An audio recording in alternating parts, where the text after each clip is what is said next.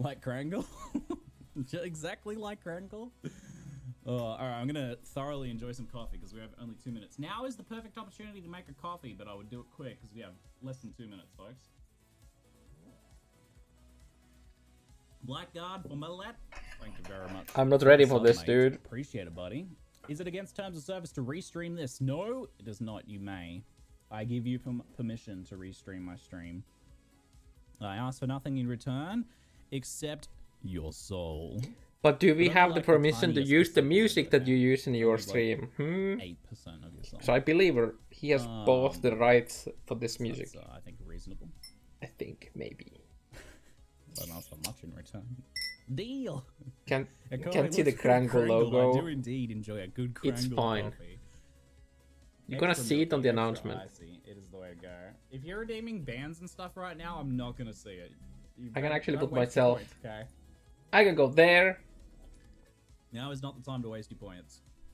All you guys can go here. We have 1 minute, so I'm going to pre-disable. Actually, no. We're gonna go down here. I'm not gonna have any sub notifications or anything like that. All right, folks. And I'm gonna pause the music because other sounds are about to happen. Is this better? Oh, I think I'm all set up and ready to go. Chat, it is just about time. Okay, I have to multitask here. I have to publish my video. It's up. It's up.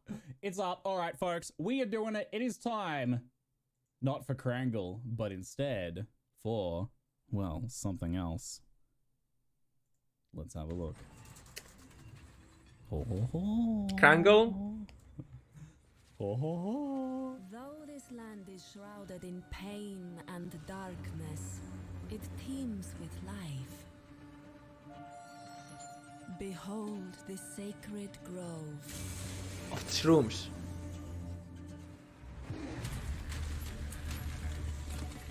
Music. With forethought, we may bend life to our will, to remake the world as we see fit. But beware, You're farmers now? nature protects itself. Do you see that color? Oh my god. Tronju Valley. I'm coining it now. Tronville.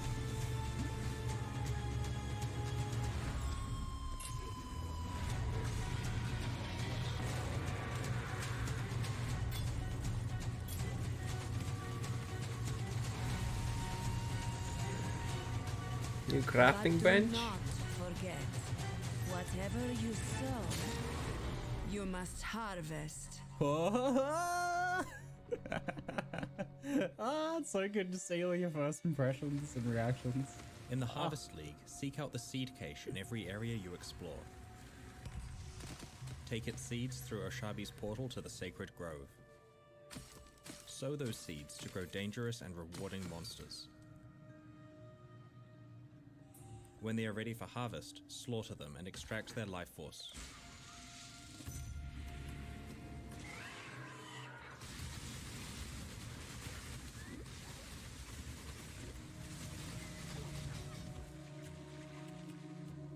Use this life force to easily craft powerful items.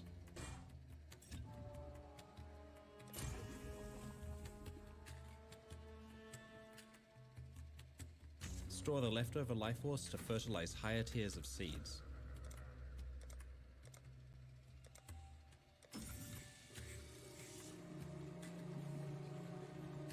Discover rare seeds that yield exotic crafting options or dangerous endgame bosses.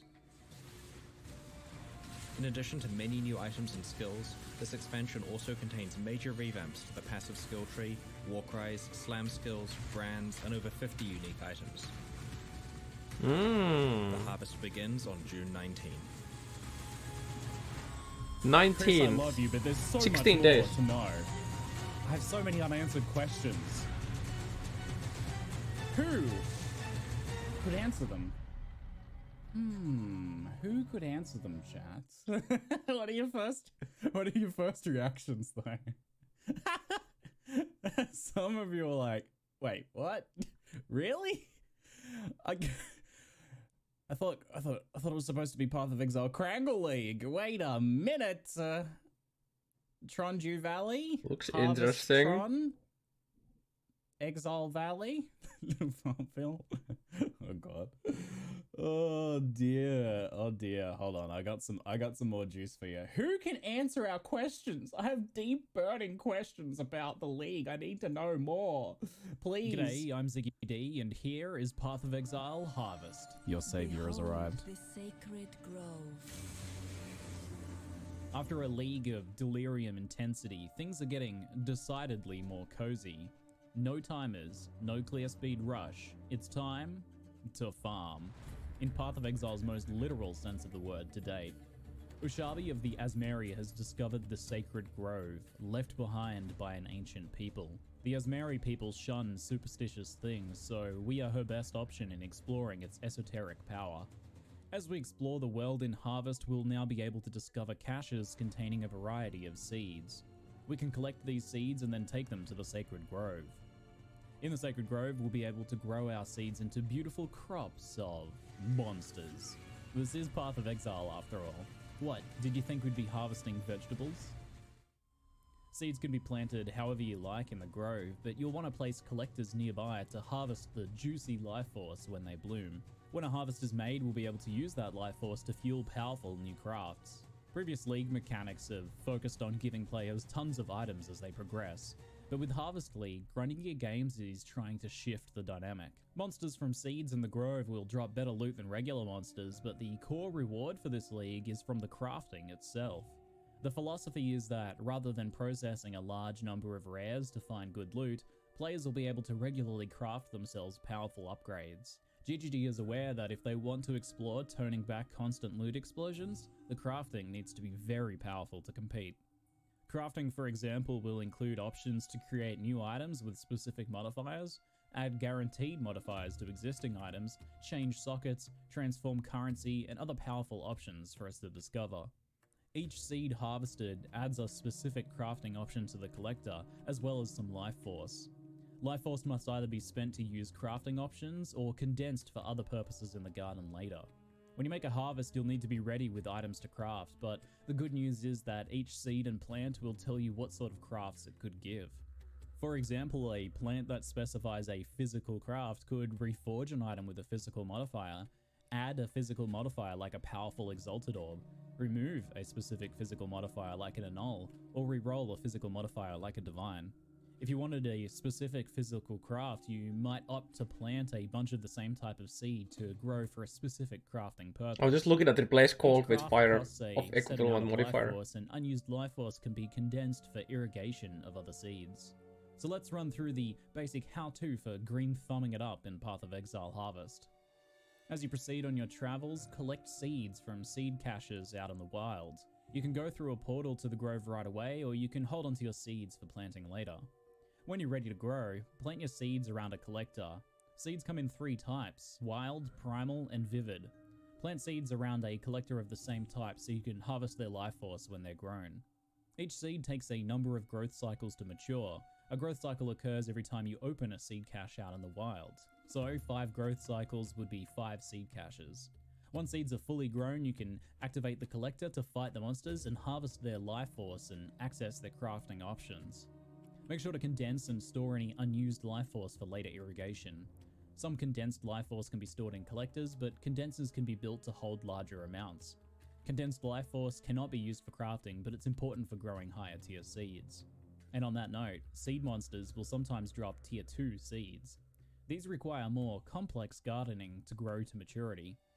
A tier 2 seed may need to be planted alongside other types of seeds to grow, and they need irrigation with condensed life force. For this, you can build dispersers connected via piping to your condensers. These will moisten your seeds with life force as needed for them to grow. This tier 2 primal Rex seed, for example, requires 4 adjacent primal plants, and it needs irrigation with 10 units of wild life force per growth cycle to grow. Tier 2 seeds will offer more powerful rewards, including access to rare tier 3 seeds. Gardens can be kept fairly simple, growing vast quantities of tier 1 seeds, or they can be evolved into sprawling factories growing seeds of different tiers.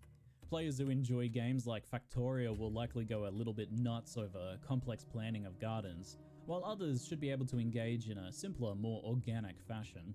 GGG says they've tried to layer this mechanic in a way that's easy to engage with basic growing, whilst still allowing for more complex garden builds for players who want to take it to the next level. It won't be necessary to constantly engage with your garden either. You can collect seeds while growth cycles happen in the background and harvest when you're ready. Nothing will die on the vine, and your plants will patiently wait for you to harvest them. Seeds can also be stored in dedicated seed storage, so no need to clutter your stash. Players will have precise control over the danger of each fight as well, since you'll know ahead of time which seeds you're planting and which monsters you'll be facing. For those wanting a challenge, dozens of plants can be harvested at once, and Tier 2 and 3 seeds will offer more dangerous monsters and boss fights. There'll be one boss fight for each of the 3 types of Tier 3 seeds, Primal, Wild, and Vivid. It's also rumoured that there is a rare 4th boss to be discovered. GGG wants to shake things up a bit with Harvest. It's a very different pace compared to Delirium, with elements of the build your own encounter gameplay explored in Metamorph. There's a lot less emphasis on being flooded with item drops here, and instead we're being offered what is said to be the most advanced league crafting system to date. A simple mechanic at Tier 1 along with tradable seeds that have all of their relevant information available in-game is aimed at getting everyone interacting with it at least on some level. Of course, Gardening League is not the only thing coming to Path of Exile in this expansion. So let's take a look at the new and reworked skills, passive skill tree changes, and new and reworked uniques coming alongside Harvest.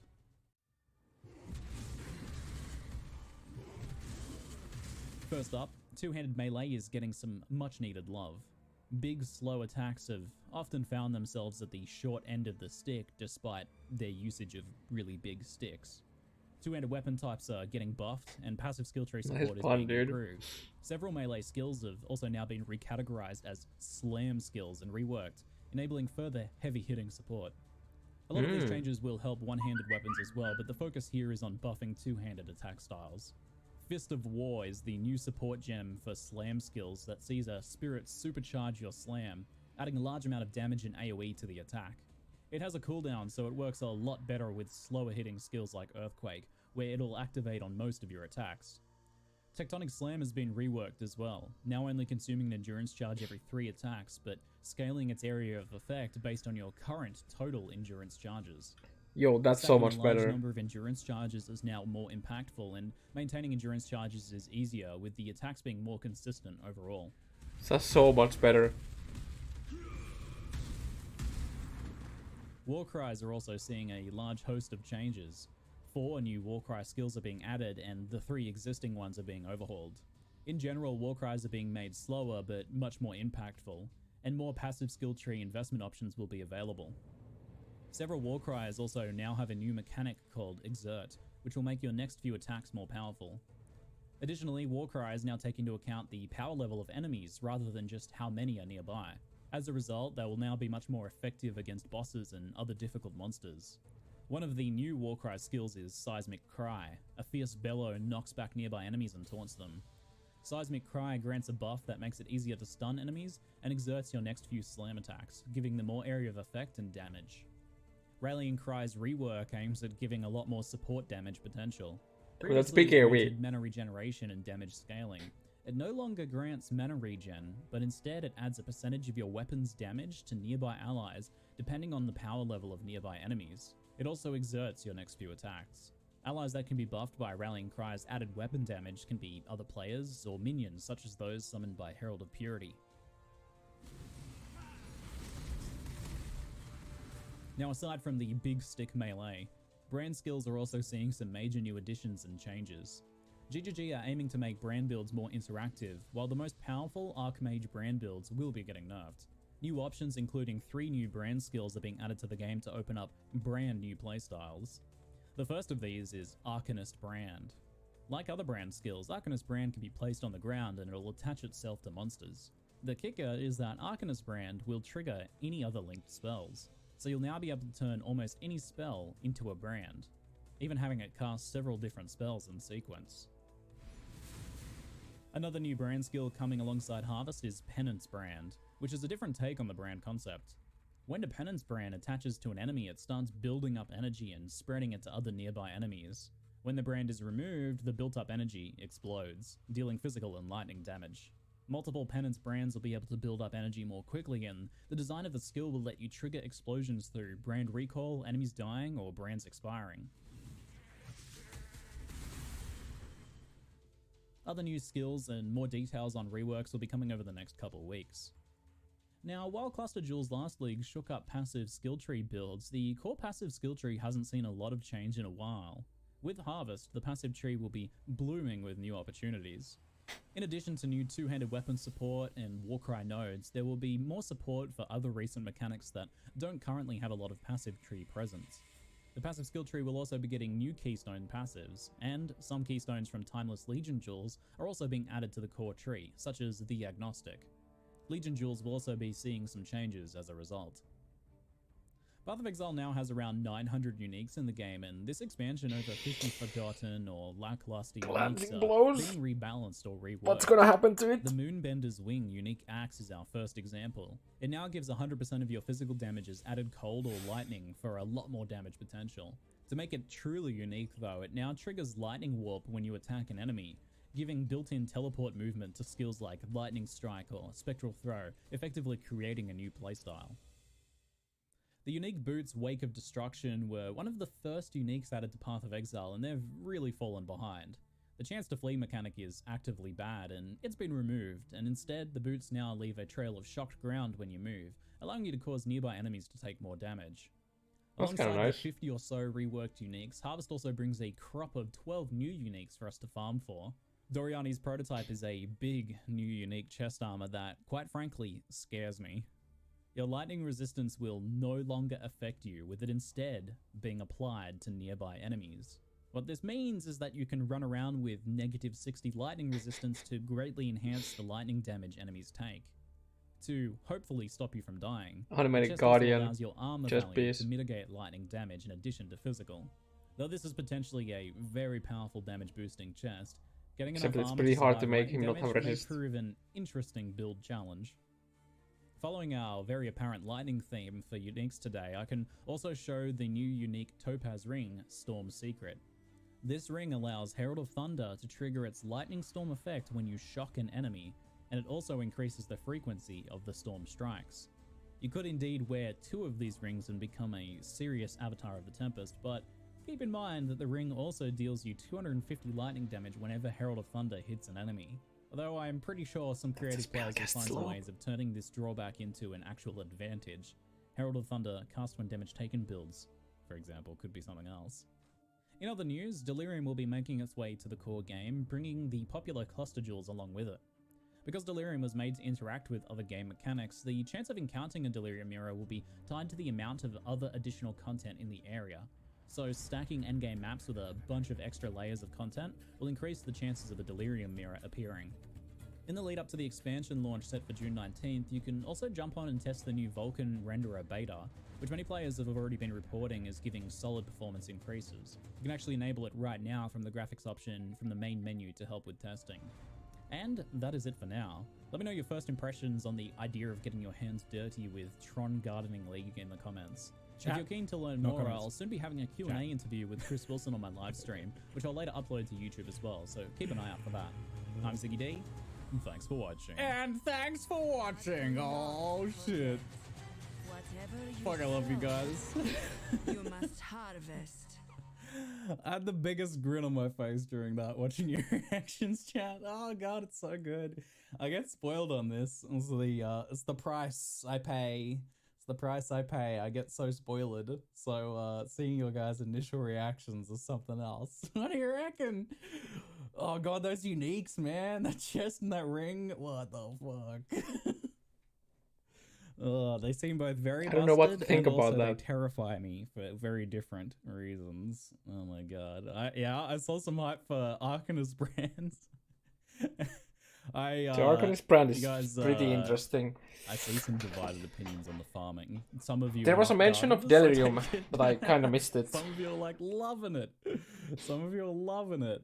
I saw a few people then be like, oh my god. Wait a minute. Farming? How do you feel, chat? How do you feel about the farming action? It's so peaceful. So peaceful, chat. We're just gardening monsters. Beautiful gardening monsters. I said the magic words, Factorio. Yeah, especially when you say some of those later gardens. It looks a bit like it. I'm about 12 minutes before the Q&A. God. That's fun. Oh yeah. That was a lot of Did you like stuff. my hat? Did you like my hat, chat? Oh. I do see some divided opinions on the Some idea more of farming. other mechanics to higher chance So for hopefully you Delirium. guys Okay. who are not so keen on the farming will still end up enjoying it. Seems like you can just go in and create monster encounters a la Metamorph, kind of creating Metamorph encounter style things. Or for those of you guys who want to do some sick cyberpunk Tron farming action, could be some fun. Could be some fun. We're gonna take a look at the reveal page, which I'm gonna, if I go to pathofexile.com/harvest, should be there. We're gonna take a little bit of a look-see because there's nearly always new stuff on there, and then in about 10 minutes we'll have Chris Wilson on for some Q&A action. So I'm gonna just leave this in the background. I wish I could just go check it myself, but I don't have. Check out 10 minutes isn't enough reveal for me to look page, at it. shall we, folks? Yeah, a little So bit we of have to do it background after the tunes Q&A. going. Also, awesome new music from Camel, as per usual. Some kind of creepy tunes this time, with the creepy kind of ambient gardening musics. Extra live, new Eternal Lab. So, Chris said something to me about Labyrinth, but I don't know. Maybe that's a question we can ask him in the Q&A. Some of you may have spied something about that. I don't know if it's on this reveal page or not, but I heard something about Labyrinth of Fortune or something like that. Well, I don't know. Path of Exile Harvest looks pretty cool, but it's no Krangle I don't know what to League. think honestly about it at the moment. It's no Krangle League, though, if I'm being quite honest. It's on the page? Oh, okay. All right, cool. Let's go have a look at what we got here. Plant potent seeds. Oh, we can take a look at some of the seeds, yes. If you folks have some questions for me, I have a fairly good understanding of how everything works, so I will try and answer them as well as we go, too. Krangle makes more sense. I hope we have Factorio logistic robots for our stash. That's cheating. I wonder The how robots much are micro cheating. there's gonna be. The drones in Factorio, that's cheating, dude. That's so unethical. The crafting. That's so unethical. The crafting stuff seems I don't know interesting. about the labyrinth. There were some pretty powerful I don't crafts know what the there. labyrinth thing is. We might have to ask Chris about that, maybe. But one thing okay, so there's one thing that I'm worried about the craft stuff is, you know, it shows you the how much life force you have. So there's gonna be a cap to how much life force you have. So you can't. I mean, it looks like that you can't just keep farming and farming and farming and never using it. But at some point you have to use it. Otherwise, you're just gonna be, you know, kind of like in the soul fight, right? You know, you have you hit your soul fight cap and it's like, fuck. Okay, so I have to go delve now. So I'm wondering if it's gonna have that same thing here. So yeah, each one. Yeah, I know. Maybe with an ambitious party, you could get together and like smash a bunch of seed caches all together to really quickly grow things, possibly. Also, I'm is this very gonna be curious, character interested specific myself or in league potentially playing specific? Solo Self-found for this league. It might be the first league in a long time where I've been like, whoa, Solo Self-found could be freaking sick for this. I want to look at these ones. New random physical modifier crafting effect, not even. Crafting effect, not casting, when harvested. So, I went over this in the video a bit, because this was my specific example, but the way this works is you plant one of these seeds and it can become a variety of different physical crafting related things. So it could be, So that's where the RNG comes from. Roll or craft an Is item you into a try rare, to with a guy. You try to find a specific craft from this random seed, which is gonna give you the shitty crafts, with the exception of 1% of getting the good one. Was really interesting. There's another. And game getting that the seeds does that. to I can't begin with, I remember guess. What it was? Oh, it was. Believe it or not, it was Wilson. Wilson had the ability to target remove mods. kind of like a targeted annul, and it seems like we'll be getting that now for metacrafting options. So if there's a specific modifier you want to get rid of an item, I don't know. Did you like, notice remove target defense thorns mod? or something. No, I was just Maybe that would count as a my eyes physical got mod. glued If into thorns the is only replace thing on your fire item that's mod physical, with a then a cold physical mod. annul meta crafting effect would allow you to remove that. So that's pretty interesting. Or like even targeting divine. That would allow you to replace something like +1 fire to +1 cold of a physical modifier, for example. So it's pretty interesting. You could target reroll a specific stat, like maybe the rest of your stuff's good, but you want to reroll your flaring roll or something like that. How big is the grove? It looked pretty big from the footage and stuff I have. Oh yeah, I there have was a a whole mention bunch of like, influence as well. Was it add B-roll influence mod or footage something I like can that? take a look at later. We'll probably look at that after the Q&A. We'll go through that sort of stuff. I'll answer some questions here as well as we kind of go through the reveal page. Can you visit other players' farms? I see no reason why you couldn't enter each other's grove as a party, yeah. The staffs benefit from 200 melee buffs? I reckon they will, for sure. They will, for sure. Does the grove have a stash? So the grove should have your stash in it, because it's got, like, crafting stuff going on in there, so that would make a lot of sense. I didn't specifically ask that, but we can ask Chris later if... 6 minutes. It seems like 100% likely. Something that I did want to reiterate, I mentioned in the video, but you might have missed it, is there's actually going to be a seed stash. So, where every league they add new mechanics, and we're like, it's cluttering up our stash, GGG. We need new gonna stash get up. and stuff for all these things. Chicken roll. They're actually giving us dedicated seed storage. So there'll be a thing in the grove you can dump your seeds into a seed bin. So you won't need to actually use your stash tab space at all. So no, you don't have to pay for it. It'll be part of the league mechanic. So that's big news. They're learning. So good. So good. That's a big one for sure. Is Delirium map only or Lost or Living? I don't know the answer to that one. The way Delirium was explained to me was rather than doing the 10% implementation they've done for other league mechanics, it's instead going to be based on the amount of stacked content. So I presume if it does spawn out of maps, it'd probably be a very low chance. I imagine it might only be in maps, but maybe it appears from 45 onwards, like cluster jewels or something. But I really wonder how likely you're going to be able to get that. Tied to, so if you use like a bunch of sextants and scarabs and master missions and stack all that sort of stuff, like do juiced maps, you should probably be guaranteed or have a very high chance of seeing a Delirium mirror in there. And that's because of the idea of Delirium kind of like connecting with other league content, since they are kind of intended to stack together. I do have some questions to ask Chris about the Delirium cluster jewel thing in the Q&A, so we'll get to that then. Let's go through some of this stuff real quick though. I want to see what these seed effects are. Reveals a random crafting effect that changes the element or elemental modifiers of elemental modifiers when harvested. Changes the element, so if you have fire resist or something, it could turn it into cold or lightning resist. Or if you have like +1 lightning gems, it could turn it into +1 fire gems or something like that. So there's some, I'm pretty excited by the like meta crafting potential of some of this. Reveals a random effect that exchanges specialized currency. The example I saw was, actually I don't know if it counts as this, but I saw one that was like, convert a stack of oils into an alternate stack of oils. So you can like do some oil gambling. Specialized, I don't know what this specialized currency one is. Imagine getting 10 cold oil. Three of the bosses, there's 3 bosses, Wild, Vivid, and Primal, I think it is. Yeah, Primal. And then there's apparently a 4th boss as well. How do we harvest a headhunter? I'm sure there'll be a way. I'm sure you'll be a way. So can we save the crafts or need to prepare an item before harvesting? Exactly how long you'll have access to them, I'm unsure about, but the idea is, it seems to be that you use the craft then. So yeah, you'll want stuff prepared. The reason why that should work okay is because you'll know what the crafts are ahead of time. The seeds say what the crafts will be. So if you're like trying to do a specific craft, you'll know that you planted a little garden for that craft. So you'll hopefully have stuff ready.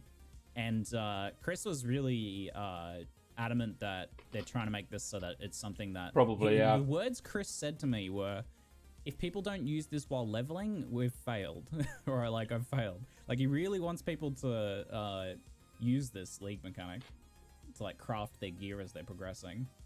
So I'm very curious about that, and it seems like the power of the crafting is going to be pretty pushed. It's kind of weird that it requires you to go to a different zone for it all the time. The fully grown encounters pop automatically, or can you keep it ripe on the vine? You can keep it ripe on the vine until you're ready, yeah. They don't harvest until you click the harvesting button, and they don't die on the vine. So there's no like rush. You can go do like you can leave it for hours. And I and feel do like you need to do it and very stuff. often to not like waste the Yeah. cycles. I think. We're grabbing some in the Q&A as well that Yep. you'll be able to answer. Yes. So, Yes, if you guys have questions for during the Chris Wilson Q&A, which is in just a couple minutes, post them in chat. Mods are pulling them and adding them to the Q&A document, which I should have up a little bit later. And yes, you can trade seeds, and we'll ask those. I have initial starting questions while we harvest your questions. Harvest, huh? Also, did you like the pun density in my video? I tried to get a few in there. It's my highest density pun video ever. also, I'm not There was a lot of puns in there. Period of time. Yeah, we'll go over everything again. But yes, you get the craft then and there when you harvest, and that's when you're supposed to do your craft. You love that? Nice. Reforges a rare item with a random... Wait, what is this stuff? Tribute to the goddess? Oh, this must be for like a pumped up labyrinth. I wonder if this is gonna do anything with like enchanting. Quicksilver flask with... Wait, what? That's like a mastercraft effect or something? Increased duration minus 1% to this value when used. What? What? That's Thanks, like I a... hate it. Oh god. Just use it. I wonder what that starts at. Just use it once per map. Oh god. Jeweled Legion Scarab. I mean, you use that for bosses, wait. I guess. Each Legion, Warhorde And General, that's 2 it. additional Legion encounters. Come again? Or is it like, can you like Does not recharge that or consume sexton something? uses. Okay. I'm not sure Okay. about that. Beachhead. Why is this here? Boss 216? drops additional unique pieces?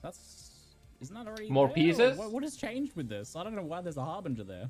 Oh, tier 16 Harbinger? It's a Wait 16 minute, I and you see. get additional pieces, Ziggy. Okay. You only get one piece Okay. normally. Uber Harbinger. Also, a lot of like getting some Harbinger. old League mechanics. Like 20, wasn't it like There, 6 sounds. normally? What the? Evolve your garden. Disperse like a denser wildlife force collector. If you're like still unsure about how the garden stuff works, I'll try and It's explain like it 6 probably normally, I after think. Q&A. We'll go through all that stuff patiently. I'll explain all the things for you. No new skill stuff. Still skill stuff in here. Any skills we didn't see? There's the Fist of War support. Which is like the big slams. Tectonic slam rework. And what's that? Earthquake? Fist of War? There's no Fist of War there. Deafening war cry. Oh, it's separated here. I just want to go Seismic check Cry, which I had in the the page, video. but I can't Rallying because I'm just Cry. waiting for the New visuals Q&A. are pretty awesome. I'm gonna do that We'll probably have after. to go over this stuff a little bit more. We're running out of time. Penance brands, basically like brand discharge. Arcanist brand, so you can have your Arcanist brands. Enki's Arcanist brand. Review the supporter packs. We'll have to do that later. Storm Secret, Moonbender, Wake of Destruction. These are the ones I went over. This chest terrifies me. Ring also scares me for different reasons. Delirium in the core game, New Vulcan Renderer, and supporter pack stuff. Spicy. However, it is drawing very close to time for some Chris Wilson Q&A action, folks. What time does this Q&A start? I'm gonna message Chris right now. I wonder how much less We're gonna damage get the him brand on the support is. call in just a moment, I believe. What I'll do is I'll put my video on loop in the background, I think. Repeat. Forever! We're watching the video forever, chat. Alright, let me send none other than the Chris Wilson a message. Good morning, Chris. Up for a chat?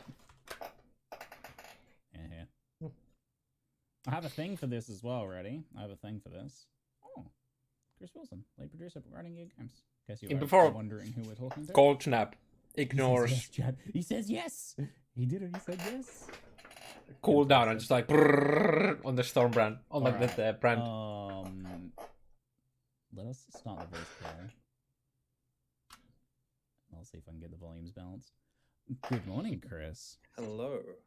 Hello. Hello. G'day. Seductive Chris coming through. Excellent. Good to see you. In fact, What do see you think? you. Yes. I'm going to have Cam? to add a screen capture to my thing. Just 1 second, so I'll get that set up real quick. Sure. But how's it going over there? How's your initial half hour of the reveal feeling? Oh, it's good. Yeah, really good to see feedback and go through stuff and make sure that we have answers to all the questions people are going to ask, because I'm sure there are going to be plenty. Yeah, we've got a few spicy questions for you to chat today, and chat is spamming a billion questions. So we should have a few. Can you grow pushing?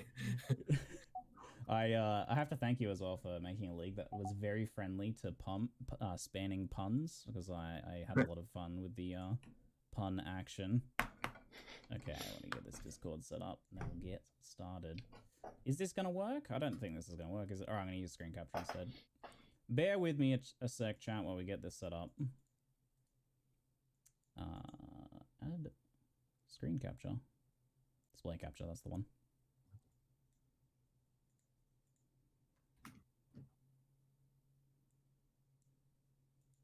Very, very good. Looking very sharp today, Chris. Thanks. Okay.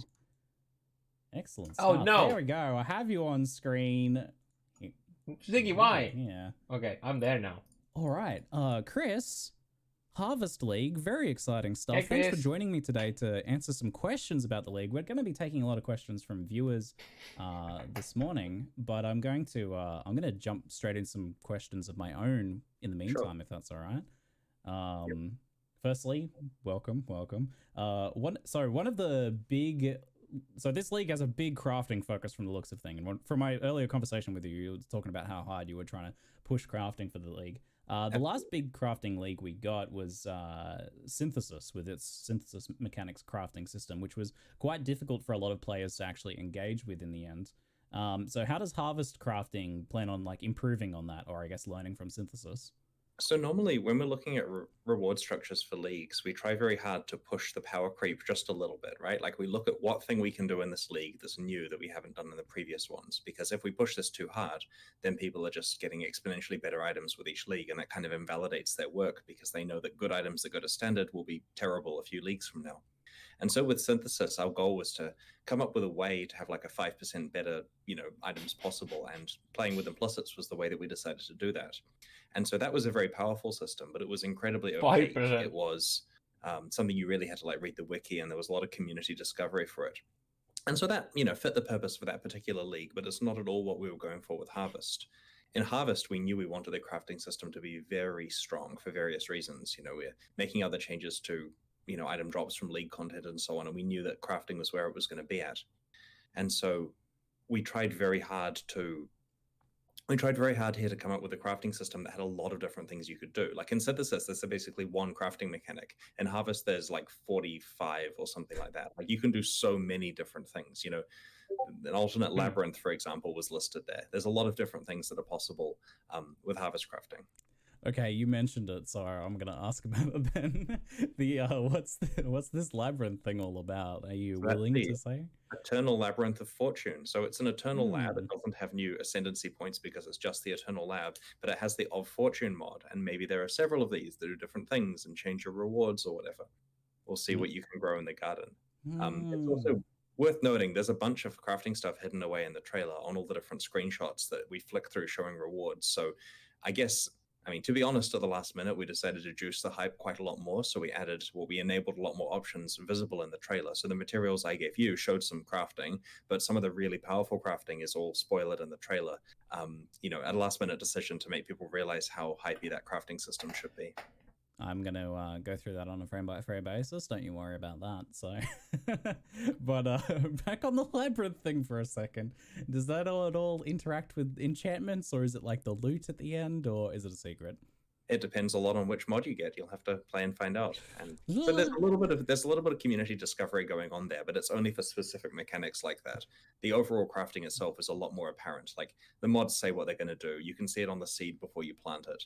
So you definitely know if you're trying to craft a physical weapon, you know which seeds to be using for that. Yeah, so how does that kind of interact with leveling experience? From our earlier conversation we had the other day, you were saying you really wanted people to engage with this while leveling rather than be something people skip, maybe even people who are racing or leveling really quickly or experienced veterans of the game. You want them to use it while leveling? Yeah, I personally don't mind whether individual players engage with league mechanics or save them till maps. Like they're both valid play styles, but a kind of a litmus test of the power of crafting here is that it has to feel like the right answer to use it while leveling in order. The issue is you don't need to craft stuff while the leveling. reason why, and this is something that we've touched on a Well, few like times, random I guess, resist or is something that like that. you don't get as many rare items from league monster drops and direct league rewards in this league, and that's intentional because we've been showering players on items for engaging with league content, and it gets more and more. In fact, we found that players, when we give them the same number of rare items in a new league, because the league is obscure and, you know, it takes some effort to learn and all that kind of stuff, you know, for each league we release, players aren't good at it from day one. They see it as less rewarding compared to the one that they became good at that has the same drops from before. And so we had to gradually creep up item drops from the league monsters over time. Now, we agree they should drop better than regular monsters because they're more difficult and they require engagement with mechanics and so on. But the level of league drops probably shouldn't be as high as it was. And as an example, in Delirium, by the time I was in Act 6 or 7, I had like 11 AoE unique items. I'd found one of them from the earthquake. regular game and the other 10 from Delirium encounters. And so we wanted to address that ratio. Still keep the monsters rewarding, but to move a lot of the power and a lot of the equity off onto this crafting system, kind of as a big experiment to see how things will go for 3 months if we just have insane crafting, right? You know, it's a learning exercise. With Path of Exile 2 coming up, we want to know how big should crafting be. And so that's the big experiment we're running here. Yeah, I kind of got the vibe that this almost leads into long-term plans for loot changing and stuff like that for leading up to Path of Exile 2, where maybe reducing the amount of item spam that we have overall. Yeah, absolutely. I mean, we haven't done the item spam reduction itself in this particular league, but it's on the cards. That's really interesting as well that you said that each league you effectively have to, I'm going to paraphrase here, these are not your words, but you have to buff the bottom end of like how much loot you get based on people's noobishness each league. Because we're going into it, we're like, I was getting way better stuff at the in month 3 of last league than I'm getting, you know, day 1 of this new league. This new league sucks. New leagues are intimidating when you don't know them. Like, you know, concern I've been reading on Reddit is people are concerned the garden's complicated and requires micromanagement. It really isn't the case. Like, it's super easy to manage. Most seeds just grow by themselves. You plant them and don't have to worry about adjacency requirements or irrigation and so on. And the ones that do represent harder fights, and you get them quite infrequently. So, you know, it's designed to be really simple. We understand that Path of Exile players went on the internet and searched for an action RPG game and downloaded and installed that game. They did not search for a gardening game. And so we're very careful to make sure the gardening content is completely understandable, quite straightforward. It's got a bit of depth to it, but people who succeeded at are those, the benefit they're going to get is a tidy garden or slightly more efficiency. It's not really necessary. And this is because it's so permissive with how you run pipes. You can kind of make a complete mess of it and still have it connected up well enough that you'll get all the things you want. Keystone in the tree, dude. Yeah, you were saying that to me the other day. You erred on the side of kind of letting players set it up however they want rather than being restrictive, like you have to optimize it these ways or it won't work kind of deal. Yeah, our goal here is that people who want to play Path of Exile can play some Path of Exile and have a fun garden on the side, as opposed to it being necessary to learn the complicated rules. And we've done leagues in the past, like Synthesis. You kind of had to learn how to play Synthesis in order to play Synthesis, and we're trying to make that easier with this type of league here. Okay. How big a difference do you see between like someone just, I'm going to say organically gardening, which is just like slapping things together kind of somewhat randomly without too much planning, versus someone who's like a Factorio god and loves these sort of like logistics management games and super optimizes their garden? Do you think it'll make a huge difference, or will just like their garden will look better?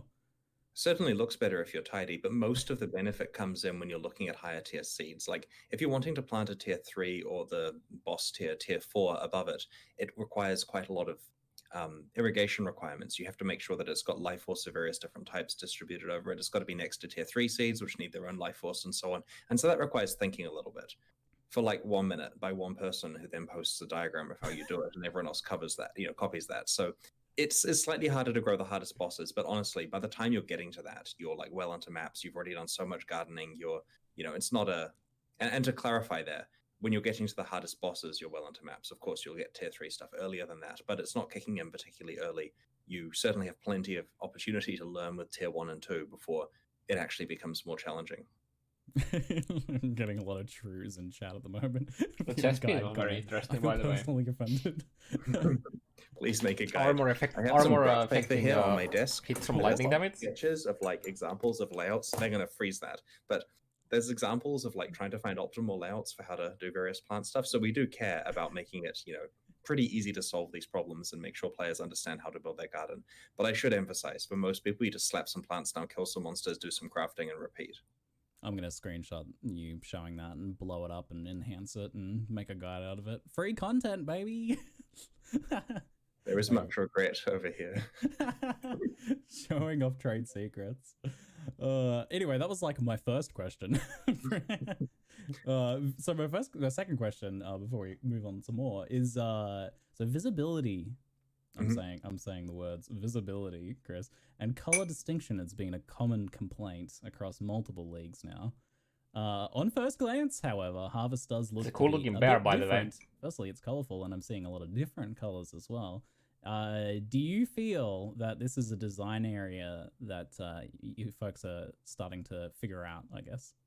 Yeah, there's been more emphasis on using color to communicate mechanical information rather than just visual information. And so, for example, the color-coded seeds and monsters here indicate what types of monsters they are and help you easily navigate your garden and, see which fight you're engaged in and so on. And we do care a lot about the gray on gray, purple on purple kind of stuff. Like the life force on the ground has gone through iterations, which is still visible in some trailer scenes where it's quite bright and blocks a lot of what you can see. And so the current version in game, like, that will go on alpha and that kind of thing before it's being released, has much more toned down life force on the ground in order to, make it easier to see what's going on.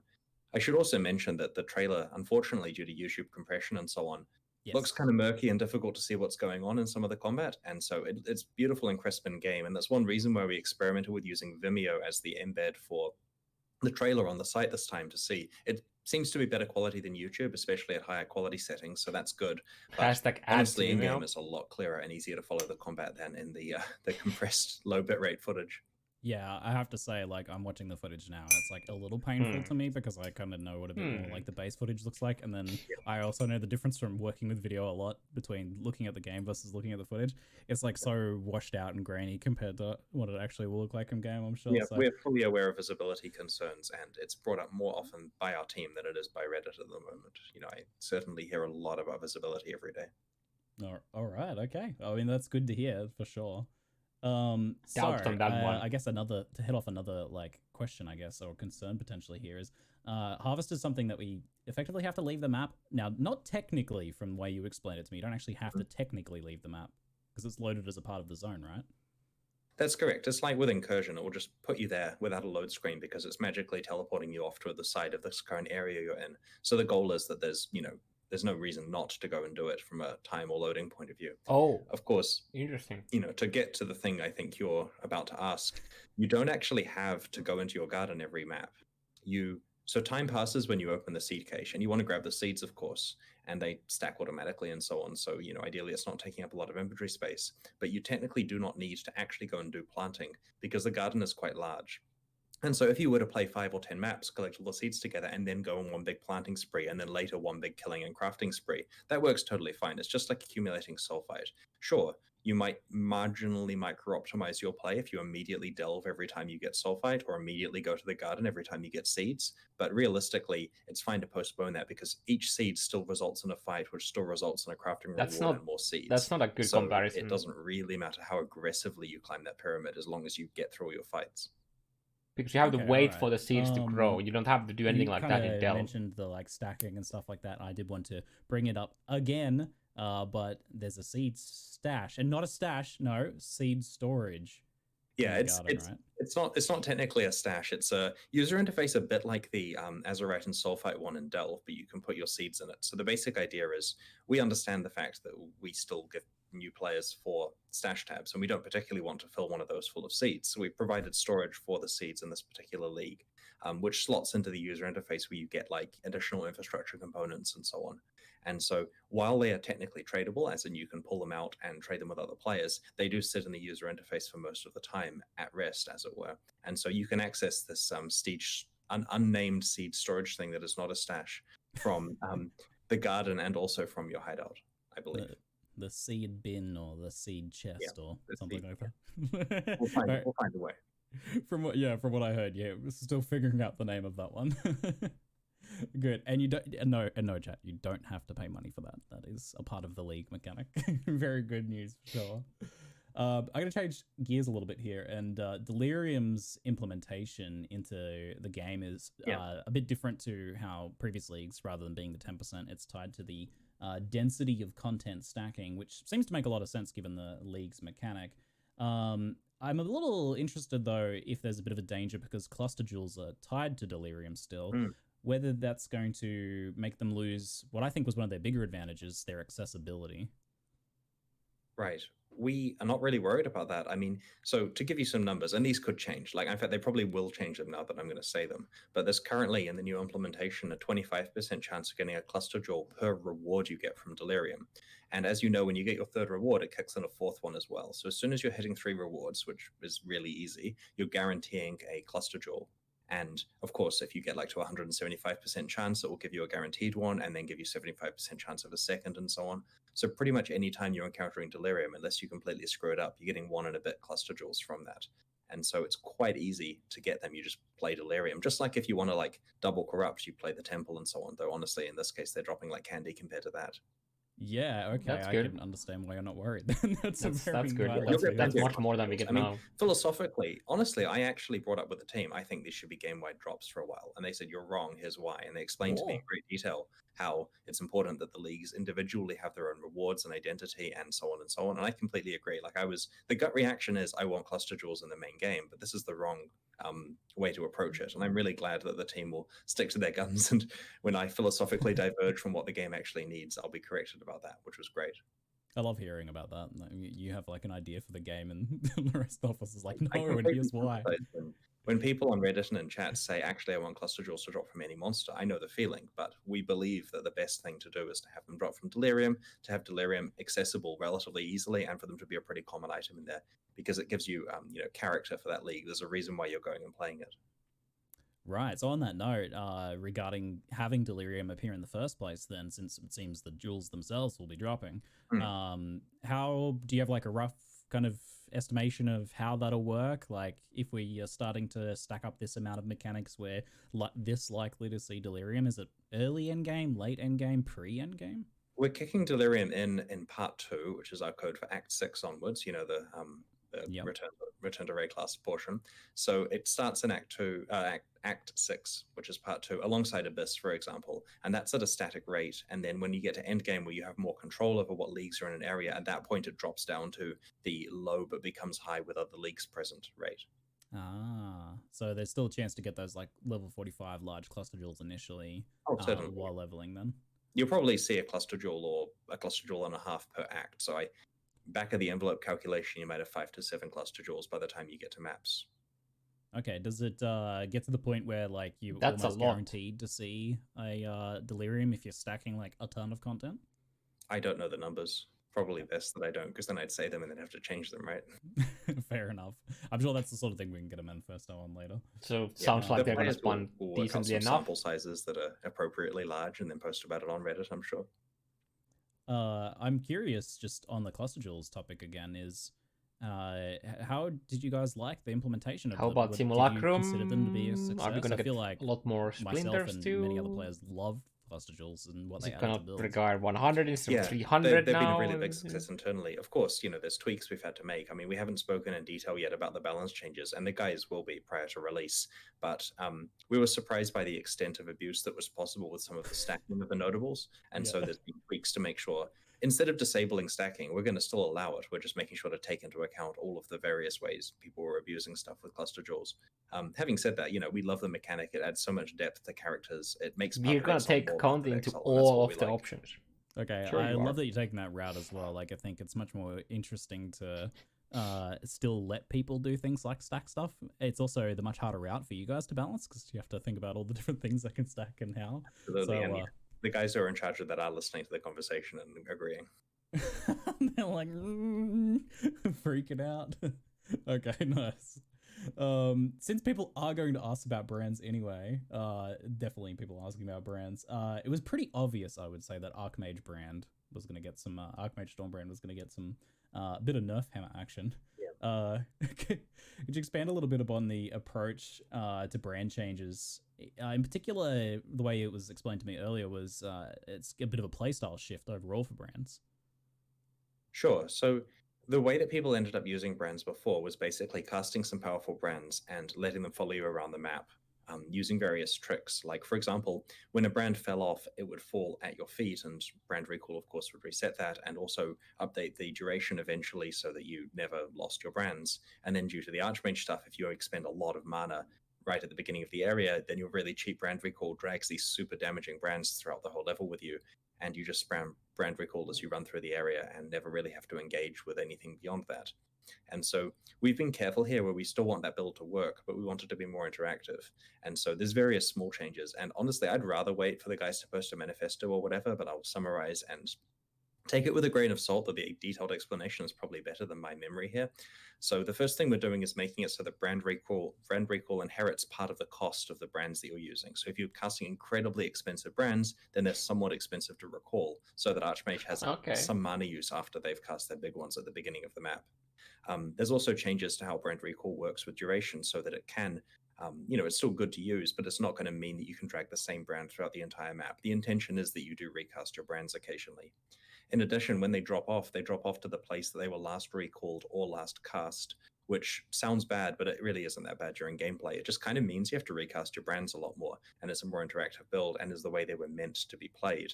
Now, the flip side, of course, is we've added lots of new brand options and versatility here. I mean, like Arcanist Brand is basically a build your own brand thing. You can have sequences of spells there, and there's other new playstyles like with Penance Brand and so on. So our expectation here is that that one pretty abusive build is toned down to more reasonable levels, which I understand will be described as nerfed into the ground, even though we're just trying to make it good rather than insane. And hopefully we'll see a lot more brand builds now that there's so many new options. Yeah, it's been a while since it's been introduced, since we had some new stuff for brands, so that's good to see. I will, like, honestly, I am concerned about the like brands dropping off at their feet thing and stuff like that, because the brand playstyle did have a certain smoothness to it, but it'll be interesting to see kind of like how this plays out. So it sounds like they're also getting more powerful in general to kind of compensate for the there's a lot more versatility. I should note that brands were already in a pretty good place damage-wise in many cases. It's just that they weren't necessarily used as part of builds as often until people found the really abusive combo. So give brands a shot with the new playstyles. Give us feedback, of course, after you've had a chance to play with it. And we think you'll like it, but obviously, as usual, we're happy to listen to feedback from players about it. Okay, awesome. All right, moving on from the brand action. Vulcan seems to be showing a lot of potential from the initial beta. Like almost immediately, a bunch of people were like, my game starters less. Some people, they're like having flashing light raves and stuff like that. It's not quite working for them. How much better do you envision that getting? This is potentially a big deal for performance in PoE, it seems. Well, at the moment, we're fixing the flashing light raves, as you call them. Any times where it's not functionally working for players, we're investigating that, and people's bug reports have been super useful so far. So if you're having weird issues with Vulcan, please post about it in the bug reports forum. So our primary goal is getting it working for everyone, and then we're looking at optimization, and it's opened up so many avenues of optimization. Like previously, it was like getting blood out of a stone with DirectX 11. Not only had we done all the obvious optimizations, but the remaining ones were making performance worse in some cases. And so with Vulcan, of course, there's so much more potential of things that we can start to optimize. And so the guys are basically going to go crazy picking up all the gold on the ground, as it were, doing optimizations. In terms of timeline, some of them they expect to get in for the 3.11 launch. I heard a really clever one the guys are working on, and again, this could change or could be misexplained by me, but basically, you know how everyone asks for particle sliders all the time to tone down spell effects, and we say no, it'll make the game look worse, and we fight? Well, we're doing an automatic thing where if there's too many of the same particle stacking in the same area of the screen, it will drop ones that contribute nothing to what you can actually see. And so by dropping particles that weren't contributing to the image, it'll make it faster, like there was a particle slider, without actually requiring the game to look worse. You know, you don't have a situation where you cast a spell and 3/4 of it isn't drawn. Instead, when you're doing some crazy overlapped spell action, maybe 3/4 of it isn't drawn and you don't notice. And so the goal is it looks just as good and runs a lot faster during the cases where Path of Exile slows down the most. And so again, this is pushing the theme of trying to get stability during combat. Like we want it so that people's frame rates do not dip significantly.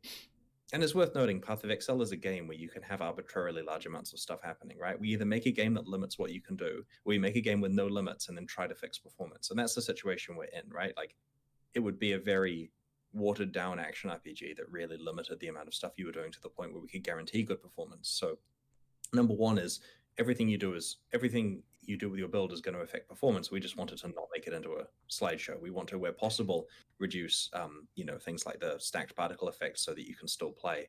And at the end of the day, nothing is a replacement for having a good graphics card. If you just want your game to be faster, there is a pay-to-win approach to that called buying a graphics card, which we would recommend after you've bought your SSD. And yeah, it would be nice if we were being paid to say that, but no. No sponsorships. Oh damn!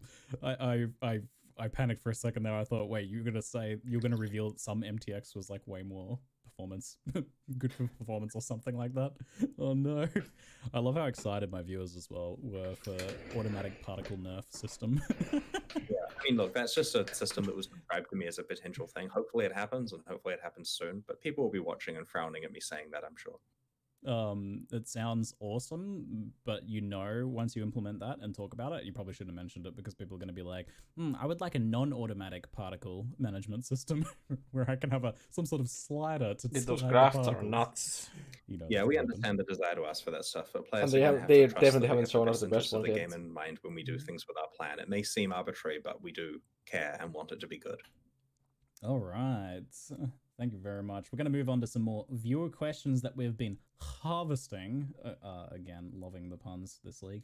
Can you craft multiple items on one item, multiple times on one item with a single harvest? Let me rephrase that in a way that makes sense.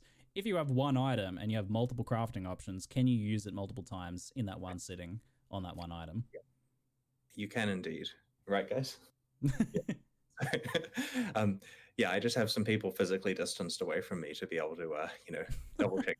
But it's seriously just a regular crafting window where you have these vouchers of crafts that you've earned during that combat, providing you have the life force available, which could be difficult in some cases. Some of these are expensive. Like, it's a crazy crafting league, but that doesn't mean there aren't costs associated with this stuff. It certainly is going to require a bit of effort to do the best crafts, especially repeatedly.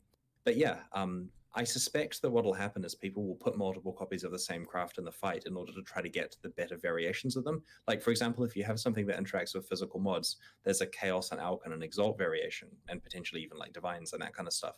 And so if you're wanting the Exalt physical mod thing specifically, you might drop like 5 of that seed in there, hoping for the Exalt one, and then you'll get a few Chaos and Alch variants as well that you can use on that item or on other items if you want to, providing you have the life force available.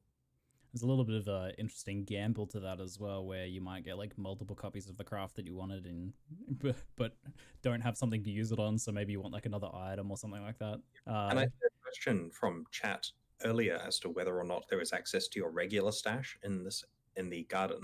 Yes. That's something that we know is an obvious request. Like, if you have to predict what outcomes you're going to get from your crafts, which is relatively documented, but if you have to plan all the items and take them into the map with you just to do the garden, that will be a problem. The issue is we can't give you access to a regular stash just sitting there next to you like a completely unencumbered one, because you're in a map, and that means you can bypass all of the portal requirements we worked so hard to maintain, because you can just stash all your stuff repeatedly through the garden. You can take stuff out for boss fights and so on. And so we're working on a relatively complicated system where you can craft items from your stash, but they have to go back in the stash, basically. Like, we haven't worked out the exact details, but basically it's a tagging thing where the user interface lets you put the item from your stash into the crafting window, do the crafting, and then put it back where it came from in the stash. And so, yes, you will be able to craft stashed items, but it will not be a completely unencumbered stash. Oh, Snowfall, everyone noticed that. Killing gear, or just wondering where they are now. With items multiple times. Okay, sounds I'm a little confused, but sounds interesting though. Well, we're trying to solve the problem of what happens if the items you want to craft are in your stash, basically, while you're in a garden that's inside a map where you normally have no access to your stash. Gotcha. Have you guys decided yet whether you'd be able to access the grove from like your hideout, or whether it's tied to each zone only? You probably can, because people expect to be able to, but there's actually little point in doing it, because time passes when you open seed caches. So going back to the grove from your hideout is exactly the same state you left it in before. So it's only useful if there's something you forgot to do the last time, I guess. Having said that, there's no reason not to allow it, so we're probably likely to allow grove access from your hideout. Okay, cool. Is there any danger? Well, I guess, what's the failure state for a garden harvest fight here on that note? Because it kind of ties into the idea of like map portals and things like that. My understanding, and I'm going to ask the guys if I'm correct on this, is that yes, it consumes map portals, of course, to come back if you're in a map, but otherwise, my understanding is you basically treat it like you would any regular boss and standard. You attrition it if you want to, and in some cases, it may just be too difficult for you to outright kill if you've chosen an incredibly hard fight. Do we have anything in particular, guys, that's worth commenting on?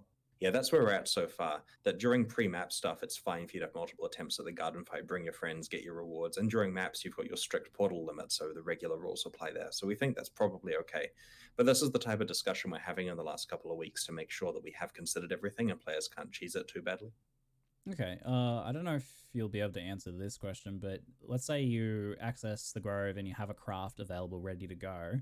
How long does that kind of like stay there for? Like if I leave the map and then access the Grove from my hideout, is it effectively gone because it's like a new instance of that? Or is it there until I use it or until I condense it? Kind of how long does that sit around?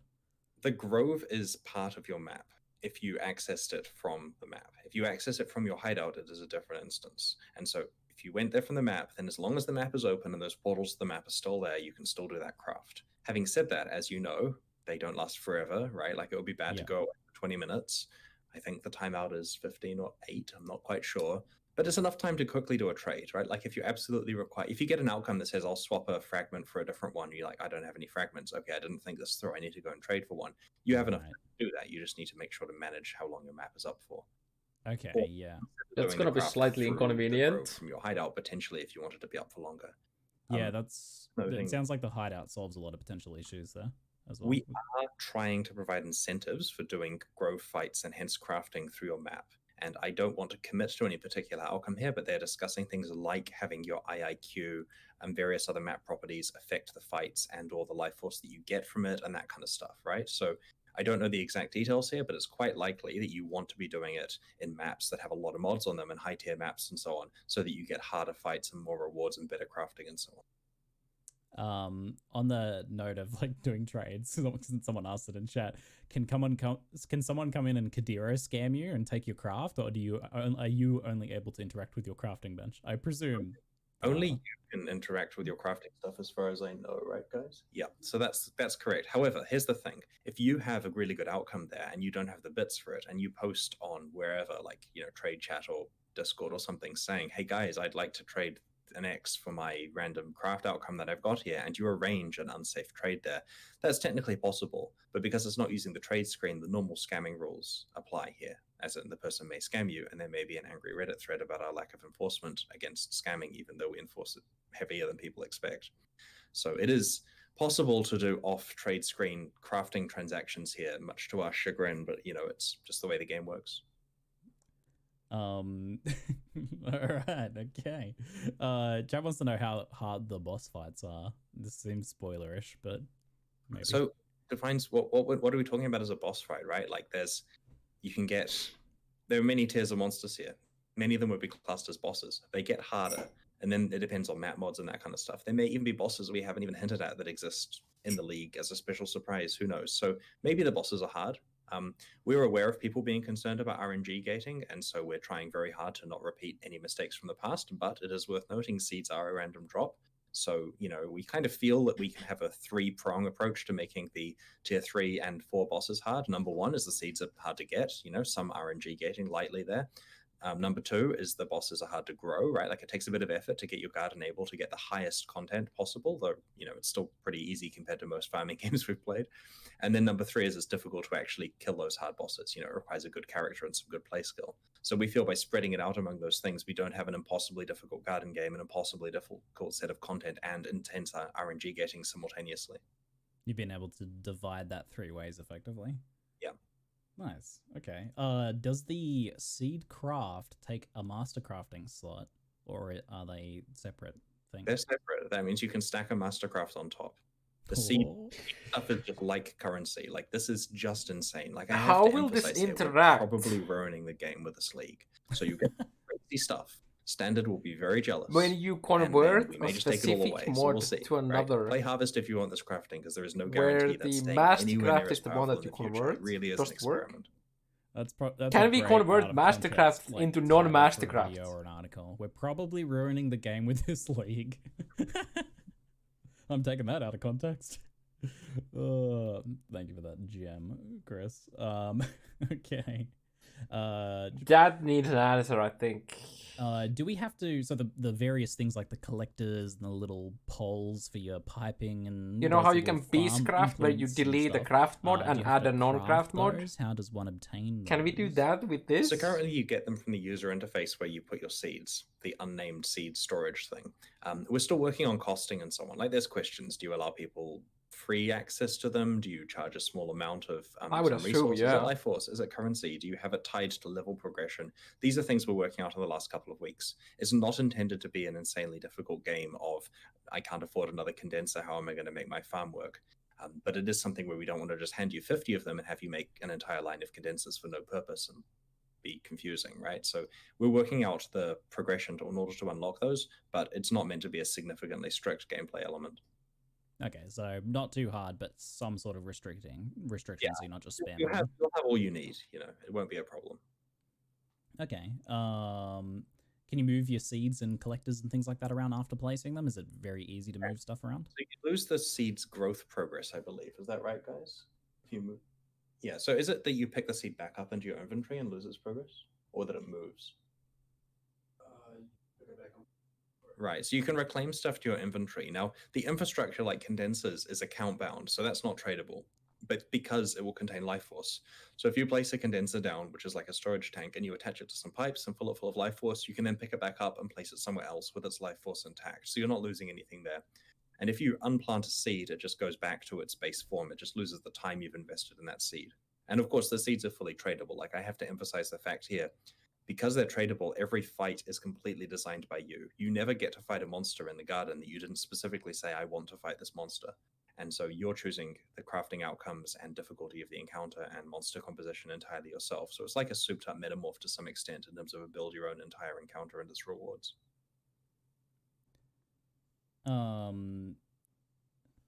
Next question from chat. The seed shows what it is, but will the plant also show it as well? I feel this is not gonna... so people don't like effectively forget what what they've planted if they've like been away for a while. My understanding is that hovering over it will say that. Do you guys have any clarity? Whether the plants that are planted say what their properties are? Yeah. Yeah, so you just hover them, I believe. We're working on making sure the UI is as streamlined as possible here. Like, you know, it's one of those things now where we want to make sure that it's intuitive to play and see things at a glance, now that we've got the fundamentals working.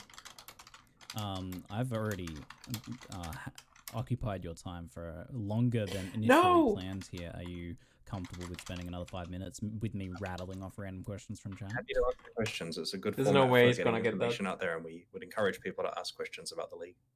Excellent, excellent. Well, in that case, then, because there's a No! lot here. No! I tried.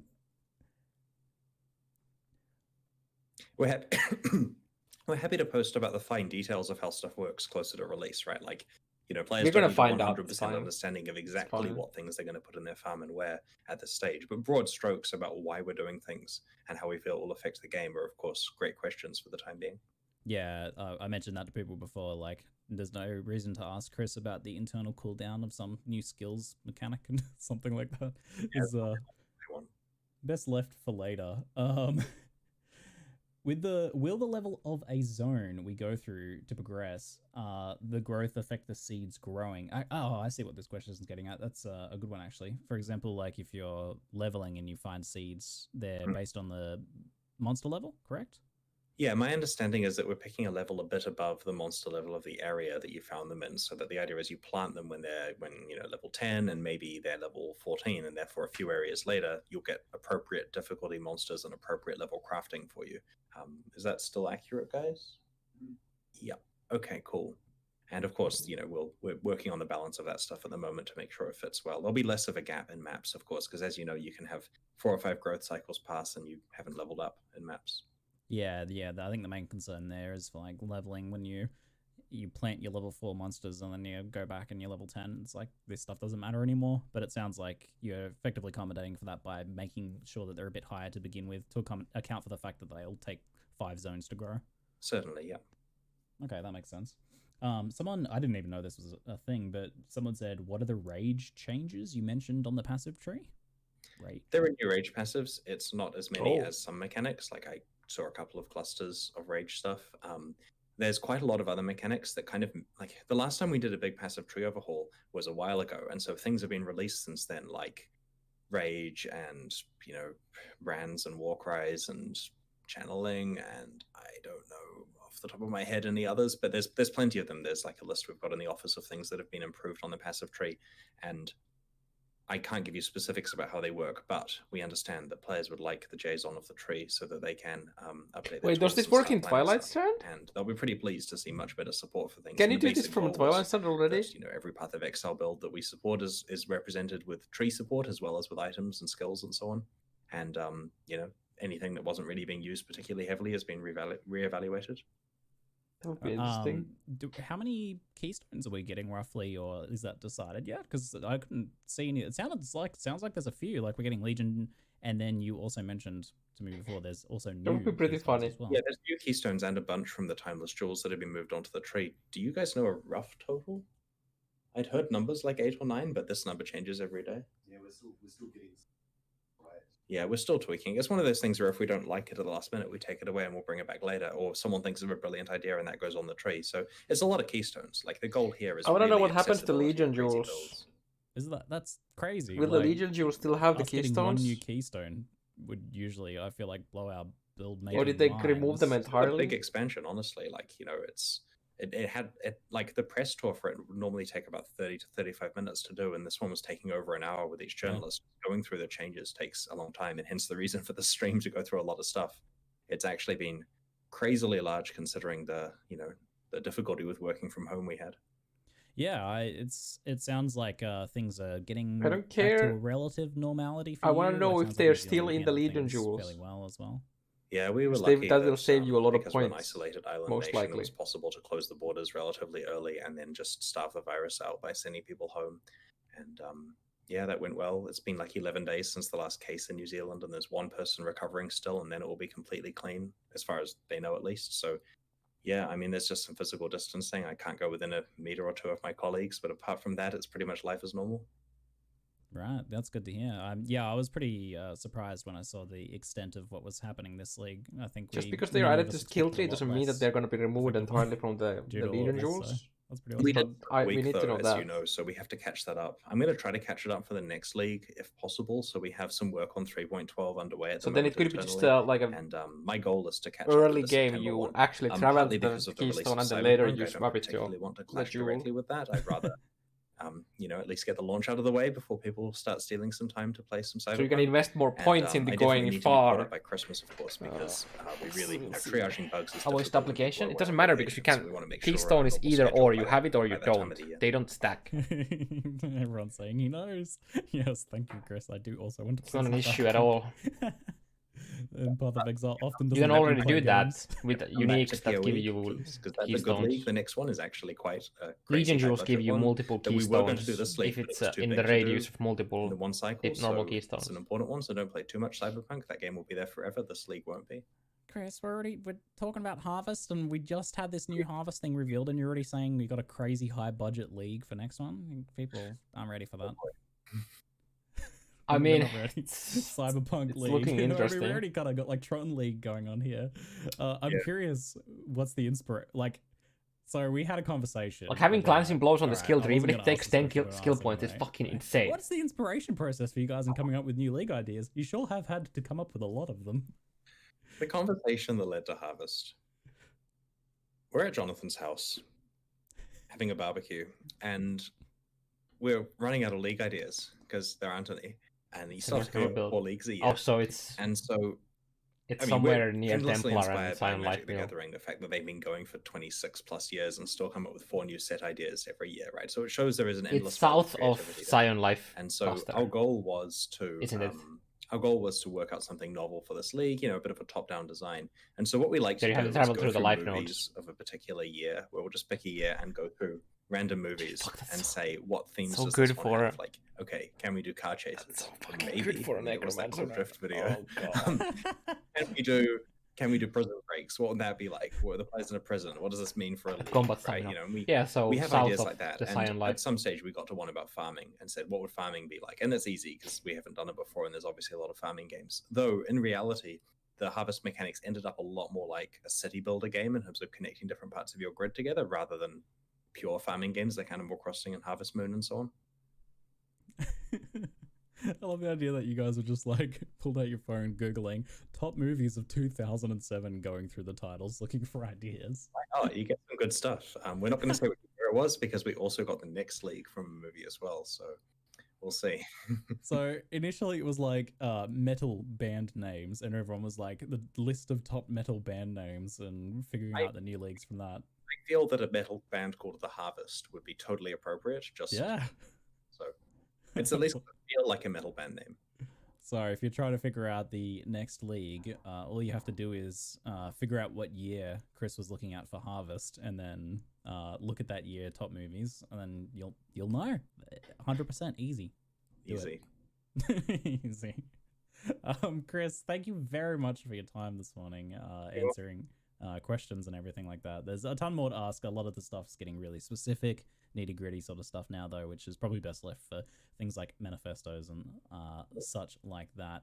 Well, we'll endeavor to scrape questions from the community ourselves and to get some answers ready for people over the coming days. We've got just over 2 and a bit weeks before the league launch, so I'm super excited to share it with you guys. And thank you everyone for your support and continued patience and presence in our community. It's been a lot of fun, and we're looking forward to seeing what you think of Harvest.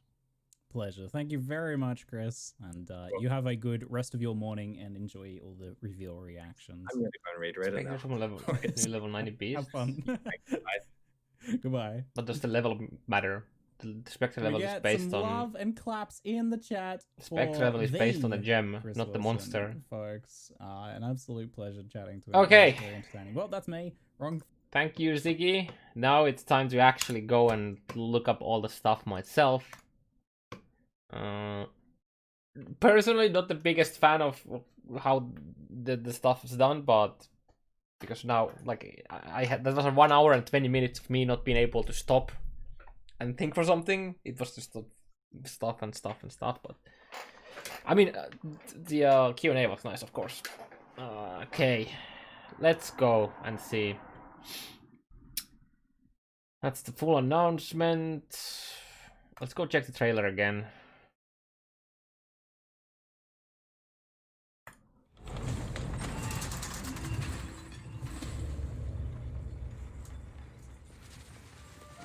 Though this land is shrouded in pain and darkness, it teems with life. Behold this sacred grove.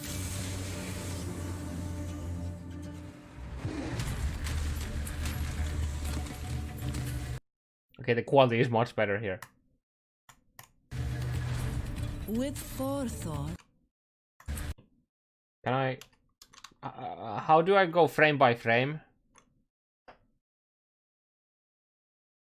Sir? How do you go frame by frame in here?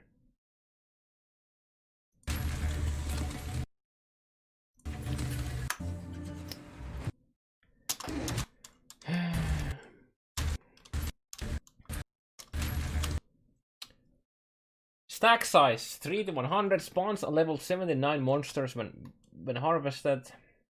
A level 79 monster provides 10 units of raw wild life force when harvested. Can be harvested after 5 growth cycles. Seed tier 1 reveals a random physical modifier crafting effect when harvested. Right click, then click on the ground to plant in the sacred grove. Can be harvested by using a nearby collector of the same type. Okay. Again, 79. Primal life force reveals a random socket color crafting. Shift plus arrow keys. Oh, thank you. Vivid physical modifier. Okay, okay. Important note. Very important note. They dropped in a. They were already stacked. Instead of 1 seed, it dropped as 3 seeds in 1 big stack. So that's That's good.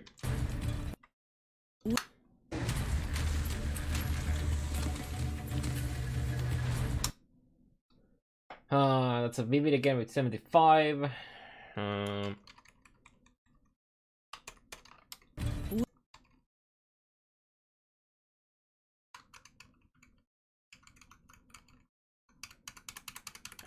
It's laggy.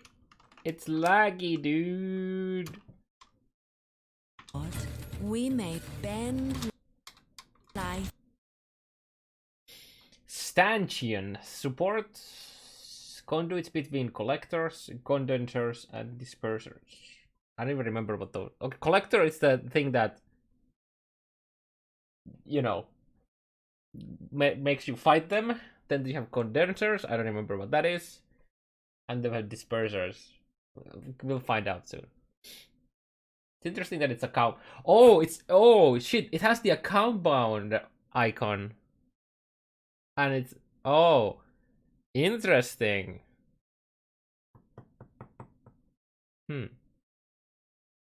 So I mean, they took something out of the China thing. To our will. Wait, that was a condenser. Okay, so we may bend life to our will. Stores condensed life force. Oh, I see. Oh, I see. So yeah. Okay. To remake the world as we see fit. But beware, nature protects itself.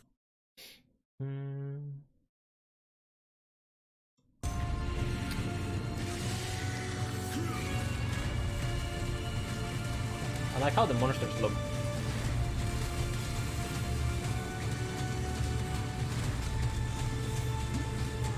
They look nice. Change a unique armor into another unique armor of the type. Will the item level of the class matter? For the case of shields, will the size of the shield matter? So because there's three different sizes of shields. I'm gonna assume it doesn't matter because you have it in the slot here.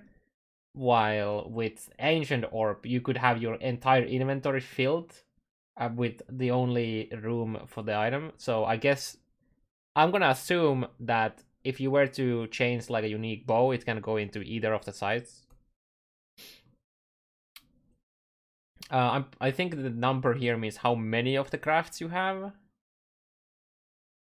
This is the cost. So this is 5 life force. This is 30.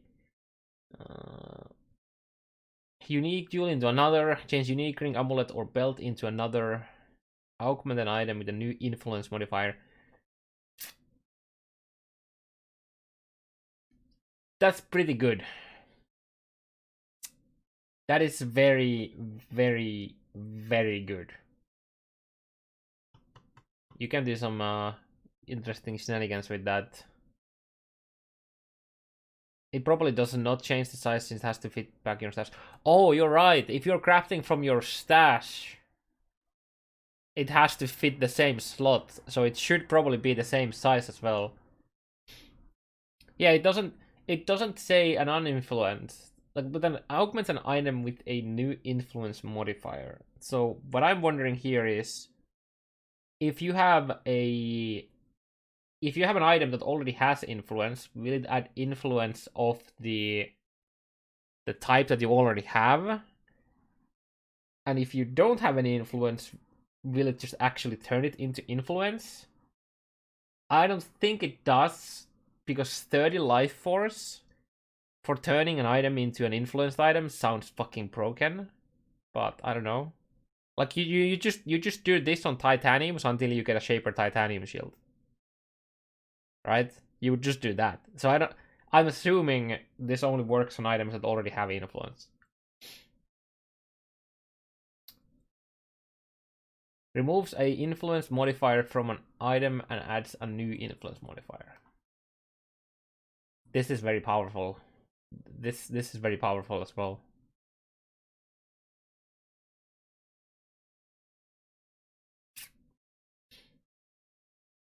I mean, it might also be that these are like super rare. We don't know, right? I would just assume that they would cost much more than 30.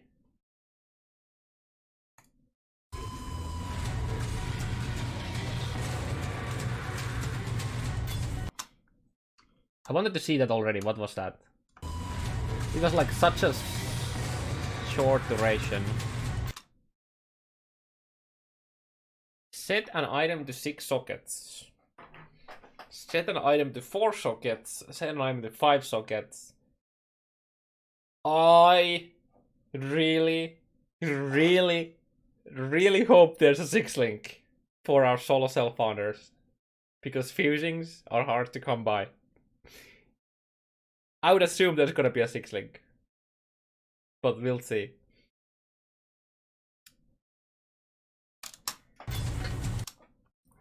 Removes a defense modifier from an item. Yeah, that's pretty good.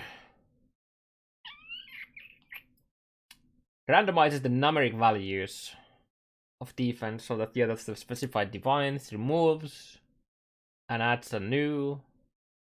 Reforges a rare item with a new random modifier, including a defense modifier. I wonder how shit like this works with meta crafting mods, because Reforge is like a chaos orb, right?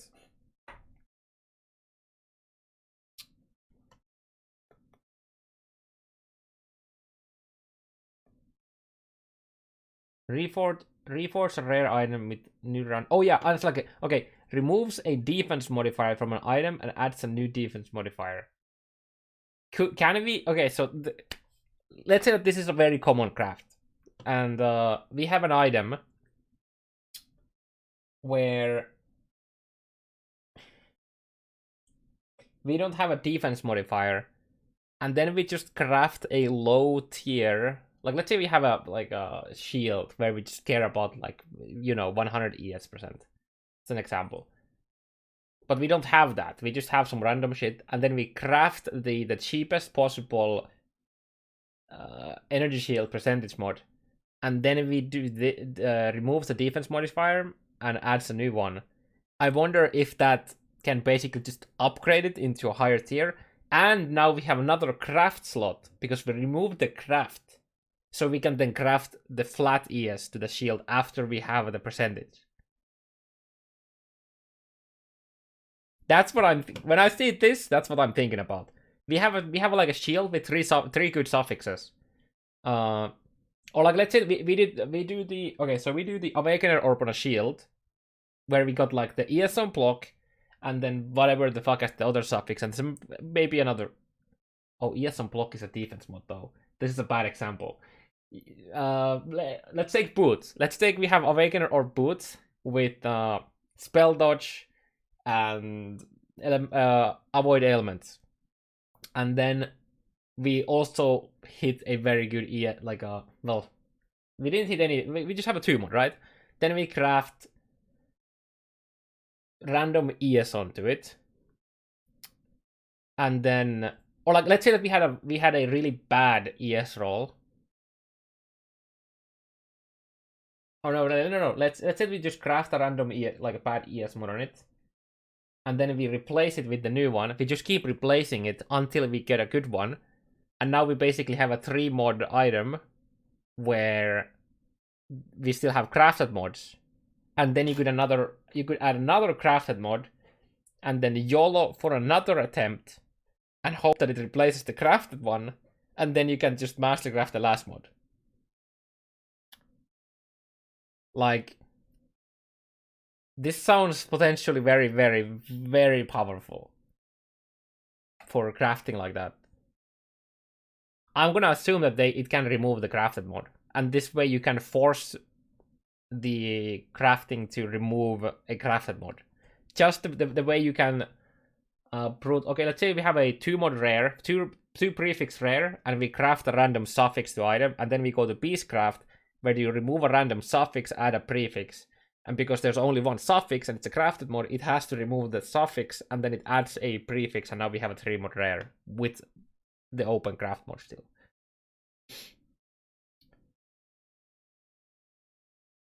It sounds very interesting.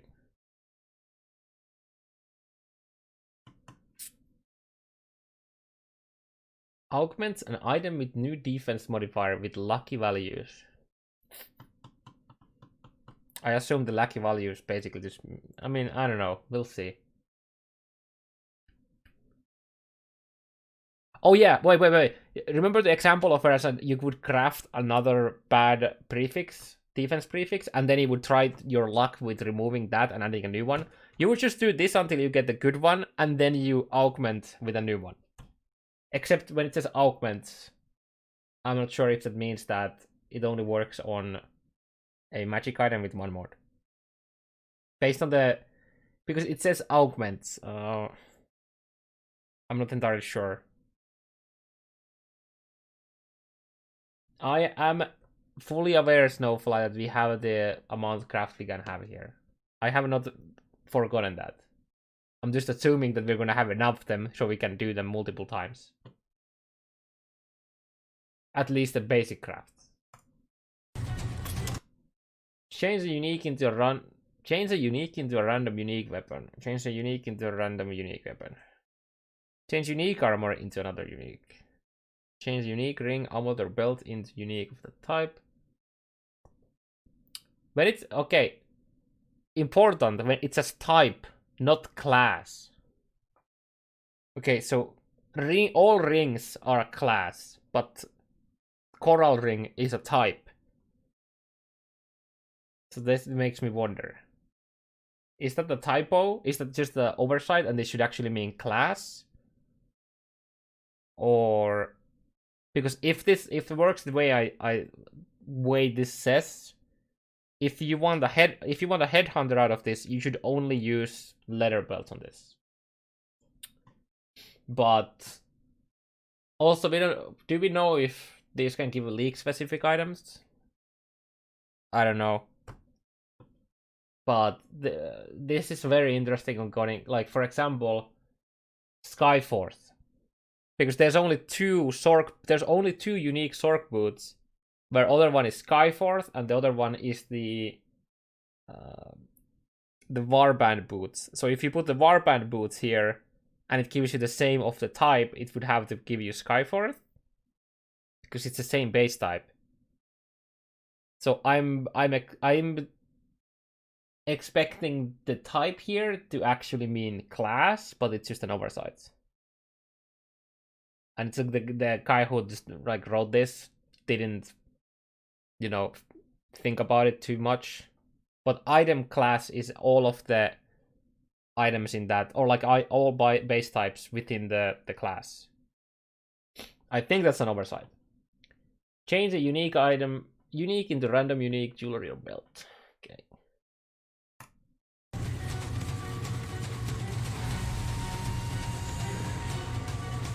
But do not forget, whatever you sow, you must harvest. Oh yeah, you're right. There is the Sork boots from the Dorianis. True. But I'm expecting those. I'm expecting this to not give you items that are specific to shit like that, like boss drops. I don't think it's gonna give you boss drops. It might give you league specific ones, but I don't think it's gonna give boss drops. And those Sork boots are, I guess, boss drop in that sense. In the Harvest League, seek out the seed cache in every area you explore. Take its seeds through Oshabi's portal to the Sacred Grove. Sow those seeds to grow dangerous and rewarding monsters. When they are ready for harvest, slaughter them and extract their life.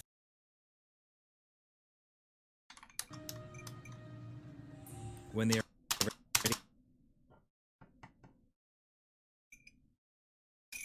That's a lot of items, so I'm glad, like different items, so I'm glad that they have the storage for that. For harvest, slaughter them. Can we extend the range of the collector? And extract... Is there a mention of tier of the collector? When they are ready for... It says radius too, so I would assume that there's gonna be a higher ones too, maybe? Or I don't know.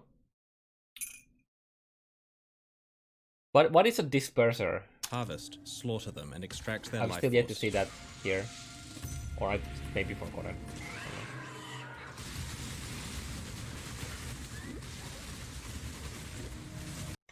Also, are these gonna be able to be spectred?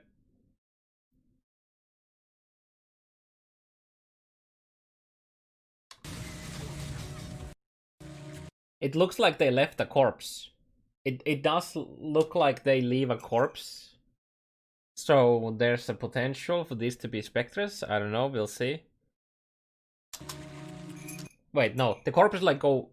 I mean, they went straight into the ground. Is this done with in the China client?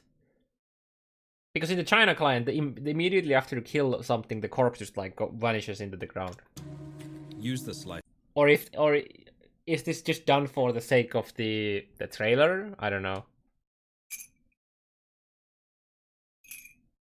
force to easily craft powerful items.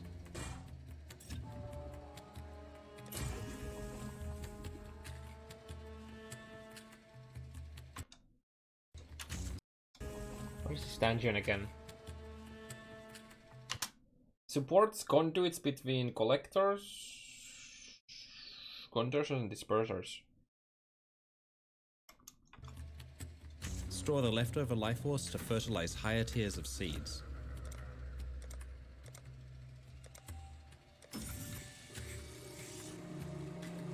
Oh, okay. Okay, so after we're done with the craft, we move the life force to the thing here. Okay. That's life force being transferred, by the way. Discover rare seeds that yield exotic crafting options or dangerous endgame bosses. In addition to many new items and skills, this What is this skill here? That's Shock Noah. But what is that? expansion also contains major That's a new brand, right? We know that already. But is this the other new brand? seeds that yield exotic crafting options or dangerous endgame bosses. If this is just an icon for a, it's why it feels weird is because it's, if that's a support, like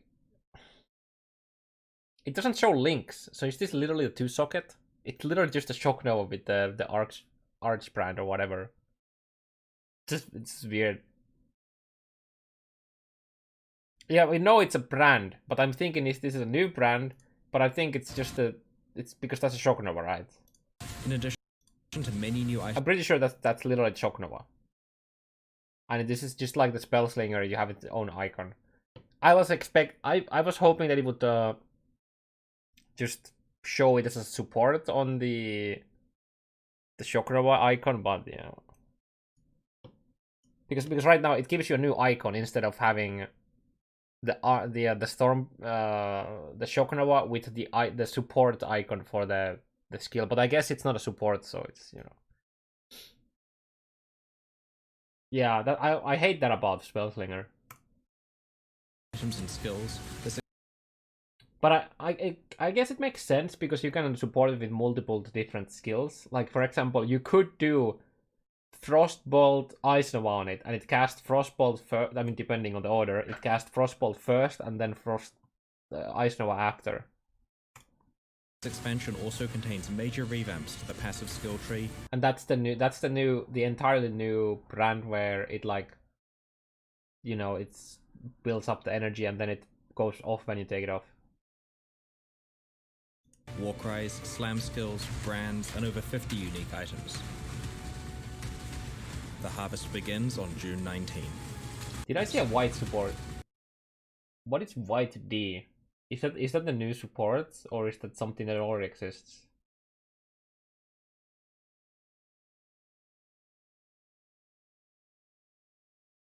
That I would assume that's the new one.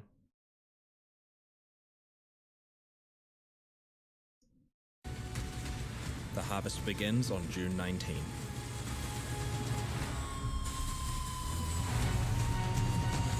Is that a boss? Oh yeah, that's Togo. Togo. Mana. Oh, it might be the mana cost. Yeah. You're right.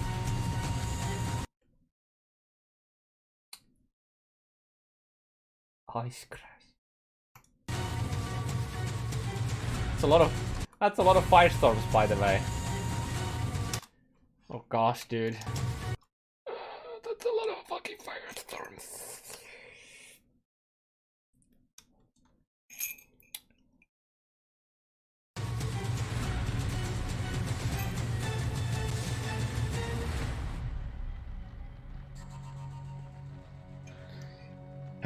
Yeah. I mean, I'm warming up to this more now. Okay. Oh yeah, here. Let me do this for you to see it better.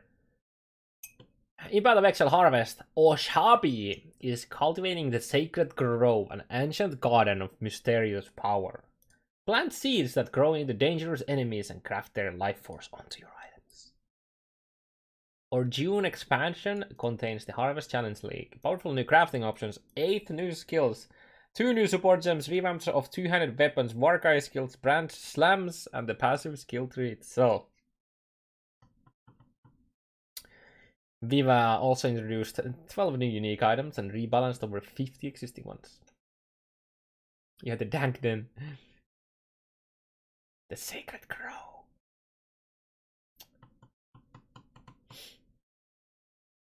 It is beautiful, yes.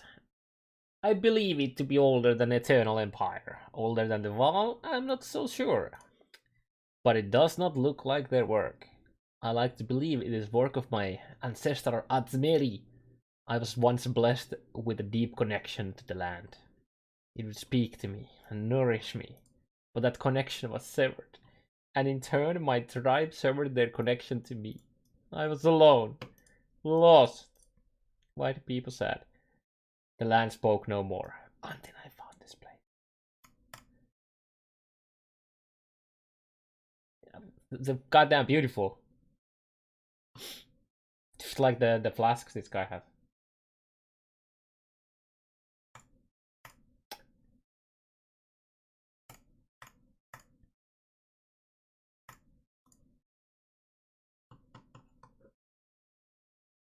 Who cares about building hideouts? We're building gardens.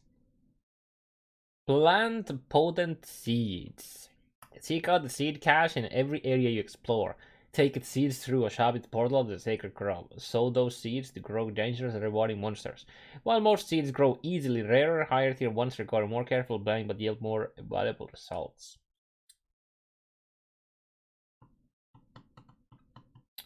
Okay. Oh, so this is like the different one. Spawns level 56, 20 unit of life force. Consumes 10 wild units of condensed life force per growth cycle.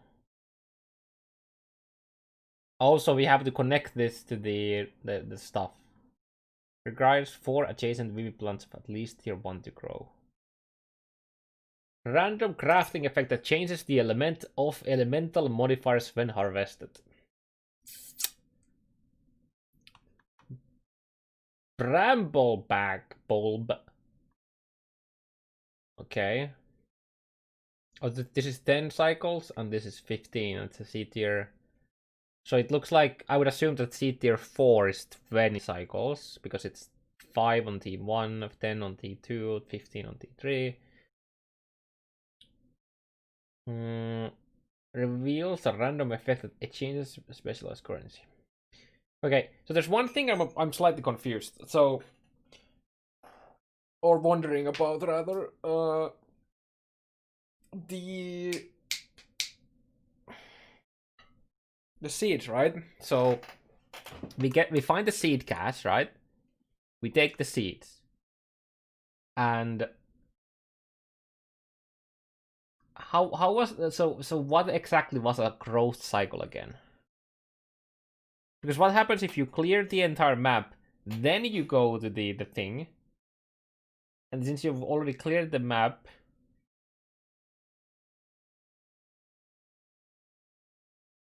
because he was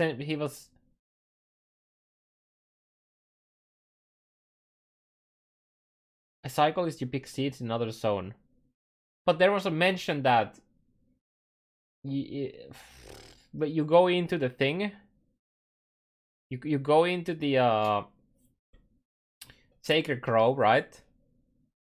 And it's tied to the map instance you're in, right?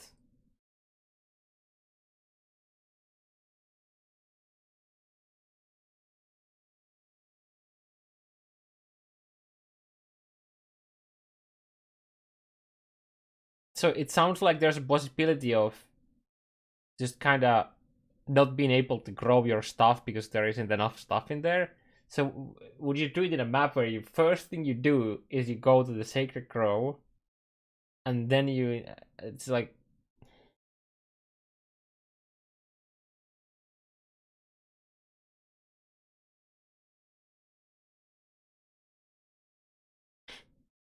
I'm actually slightly confused of how the actual mechanic.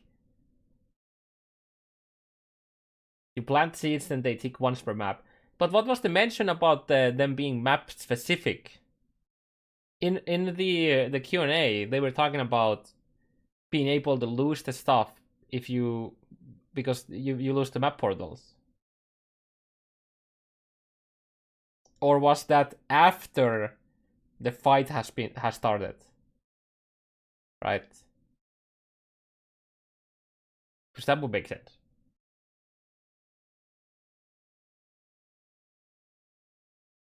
So what you do is when you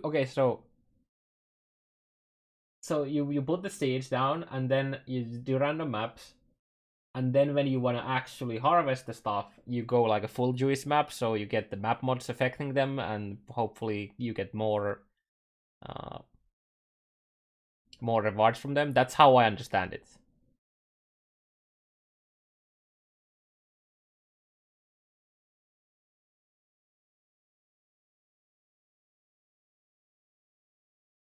And then after you start the harvest, like after you fight the monsters, then those are tied to the map. I think that's how it works, right? Yeah, that makes sense. Extract the life force. When your monsters are ready for harvest, slaughter them and claim their life force. Every enemy you fight in the Sacred Grove is one you intentionally planted. Customize your combat around your character's capabilities and what rewards you're seeking. Okay. That's one amazing Devourer. I wish crafting bench persisted in some way between maps. Yeah, me too. I mean, wait, it does, right? Because it saves the... I'm assuming that once you do the harvest, right, the stuff that you got out of it is now in the crafting bench, and then you can... It's like stored in the crafting bench, and then you can use it later. I don't know. But that Devourer is pretty bug.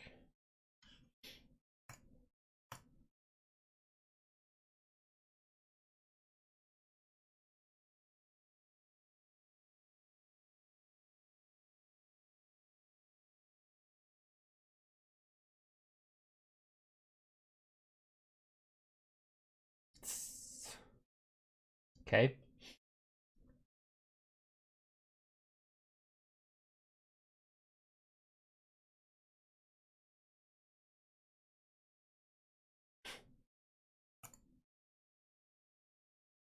Reap a bountiful harvest. Every monster you defeat in the grove grants you a crafting option. Performing one of these powerful crafts consumes life force from the monsters you just harvested. In order to maximize your life force and hence the crafting potential, you'll want to take as many monsters as you dare handle. Harvest crafting provides powerful directed crafting to an extent that Path of Exile has never seen before. I really don't like this. But... Because Because what this feels to me is you take these only when you go do like some bosses on like a Pathfinder. Just divine it. Oh my god! Imagine if divine would change it. But that's still pretty bad. Like you just make boss potions, yeah. It's an enchant. There's no minus. I mean that depends a bit on how often you can get them, and then yeah, it's to me this just feels very tedious. Personally.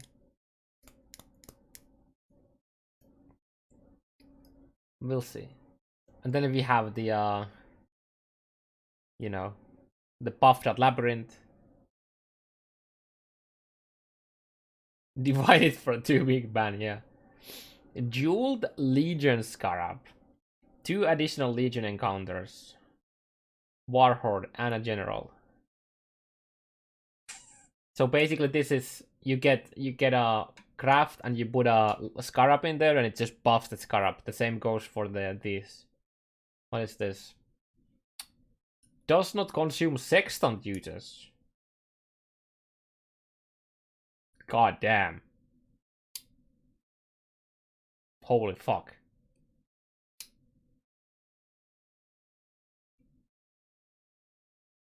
Oh my god.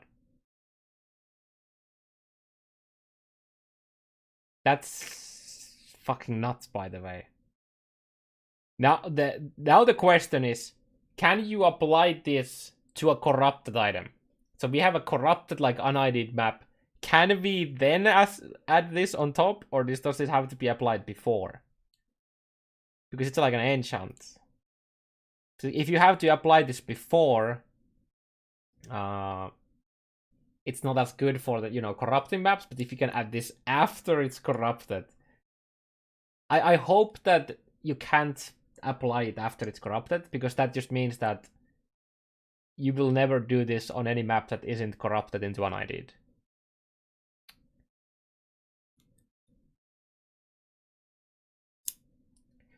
That's pretty good, yeah. And then we have the buffed up beachhead. Dude, this is so insane. 20 harpies, additional unique pieces. I like this. Reforged is a rare item with new random modifiers, including a caster modifier. I wonder. So Reforged is again like a chaos. Yeah, it's a higher tier. So my question is, what happens with metacrafts on this? Because we had metacrafts affecting Awakener Orb crafting, and that was a reforging. So I wonder. I just wonder. Augments a rare item with a new physical modifier. And here, I wonder if you can block attack modifiers. Oh, also. Yo. Oh.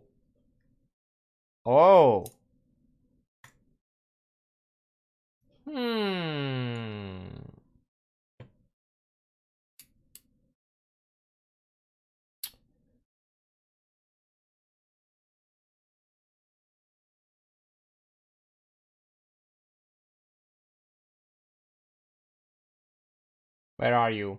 I'm blind.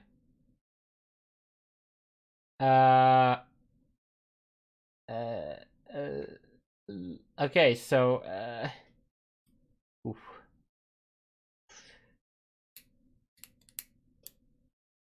Oh. Is there a way to block this? Oh. Oh, no. You know how you get it? You get it by alt crafting it. You alt craft this mod, and then you slam it with the 3 suffixes closed. Because there's no... Okay, wait. So you wouldn't... Oh, wait. You... No. You... Okay, what you do is... You alt... Oh, God. You have to alt out Regal... Reflect... Plus this mod. So it's... Oh... Is there other physical mods here? There isn't. Wait, no. Fuck. There's this. Oh, shit, dude. So, you just basically do jagged crafting, I think. You jagged until you get this mod. Okay, dude. Oh, shit. Wait, no. What is... I think that might be on a... What if it's on a int base? Aha, we removed it. Easy, dude. Then you don't get that.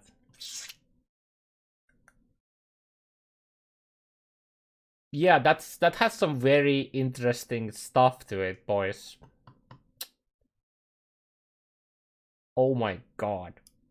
Oh my dear lord. You can guarantee this slam into an ES chest for CI. If you have this in there, I guess. It's pretty risky. Oof. I mean, it's not... Okay, so this is a total of 1,000 versus... That's like 20% chance.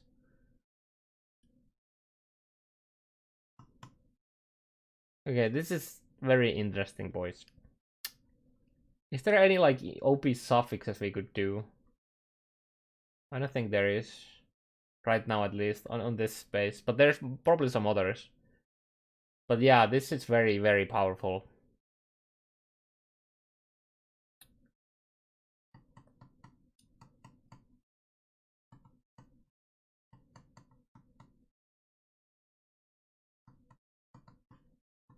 Yeah, if we have something like Chaos, if we have some similar mod with Chaos, then you could guarantee it.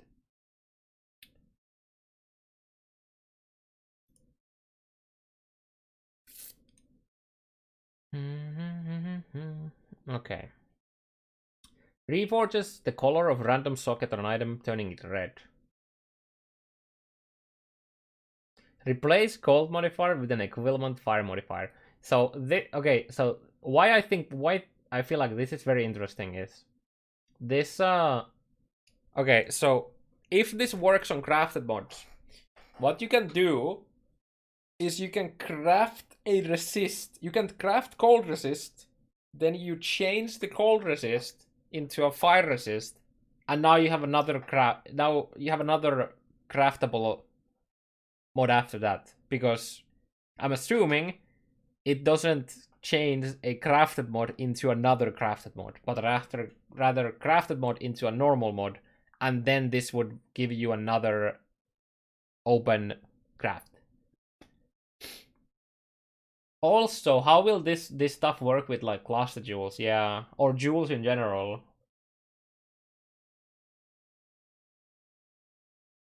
Or maps. Can we change added cold into added fire?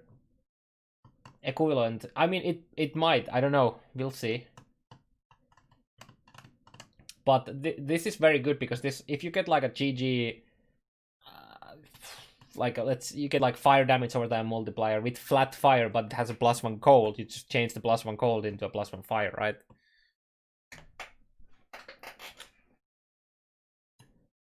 But if this allows you to turn crafted modifiers into non-crafted modifiers, this is very useful. Would be able to change fire damage per strength to lightning damage per int. Also, I think we still have to go within the restrictions of the items. So I don't think you can get mods that you wouldn't normally be able to get on that base item. Another thing to consider It says level 55. I wonder if that's because of the monsters that we killed if level 55. And the craft is based within that level. Or if it's within the item level of the item itself. Also, yeah, temple mod. Yeah, that's interesting. I think it removes mod with tag and adds mod with tag. Yeah, maybe, I don't know, we'll see.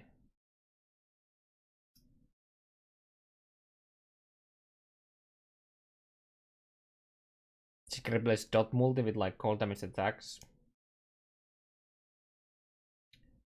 I mean, it says an equivalent, which to me is basically the same thing. So you can't change a cold dot into flat fire because it says equivalent.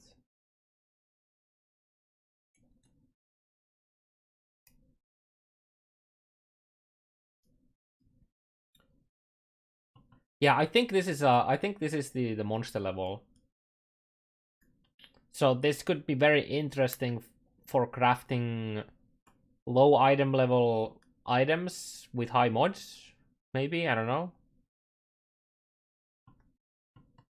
Like again, let's go back to being able to. Okay, so let's say we have a very low item level 1 with the plus 1 chaos and yada yada yada, and then we have a low cold resist roll on it.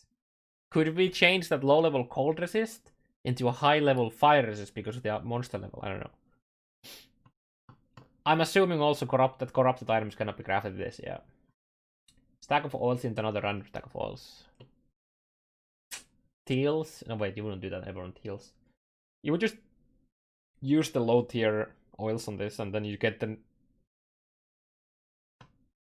next tier, and that's pretty much it.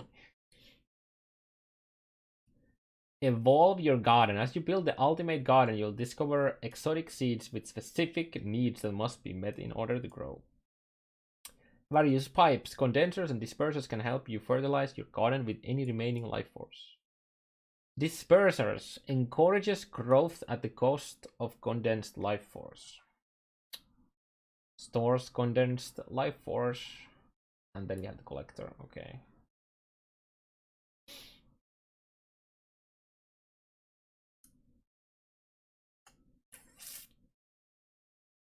Yeah, it's gonna be interesting to see what the equivalent actually means. Unearthed legendary foes. Jogo. Oshabi speaks of the legend of 3 primordial beasts, Ursi, Janar, and Namharim. For those able to cultivate these rare seeds, the immense monster of the merge can yield harvest most valuable rewards. Doggo! Wait, no, that's not a doggo. That's like a... Wait, no. That's a doggo and a grab. No, that's just a doggo and another grab behind it. Okay, I see. Madman having Wall Cyclone on right click. Oof. Yeah, it looks kind of like a doggo. Like this here. There's a paw. That's a paw.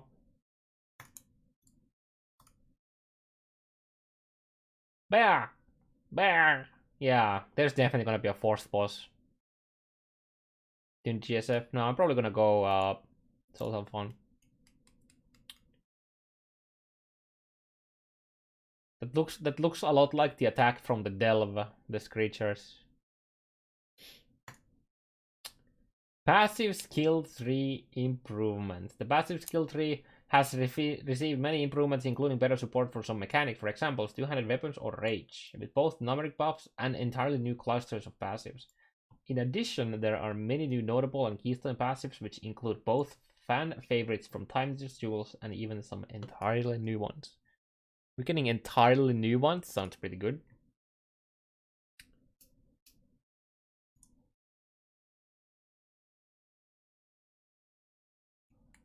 Violent slams.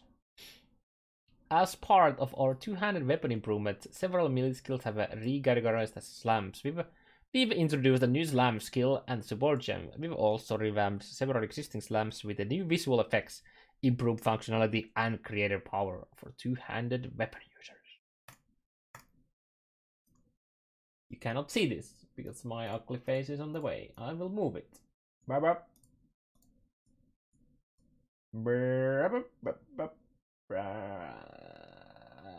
we go. Fist of Far support. An ancestor appears above your character to perform a slam in unison with you every few seconds. This causes the slam to deal more damage. For a second there, I read an assistant appears above your character to perform a slam in unison with your fever. I was like, wait a minute, did we just get Mirage Archer for melee? But it's just this causes the slam to deal more damage in an increased area. I mean, it's good. It sounds good. We need numbers though. Fuya! Tectonic Slam now only consumes one endurance charge for every third used, making it easier to maintain your endurance charge as you now gain more area effect per endurance. This is fucking big. Big. With a capital mega B, by the way. This is fucking naughty. Naughty, naughty, naughty. And then we got a... Yeah. He's using Wrath. Earthquake.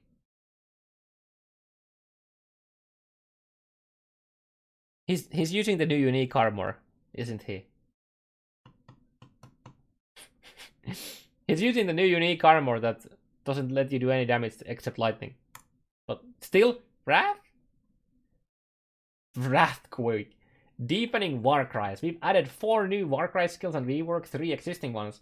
Warcries now scale based on the power of nearby enemies rather than the quantity. Many Warcries also exert your attacks, increasing the power for a number of attacks.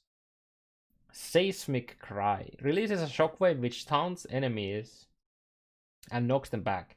Also grants a buff that makes it easier to stun enemies. The buff also exerts your next few attacks. The exerted attacks deal more damage and area of effect than normal attacks, becoming progressively more powerful with each attack.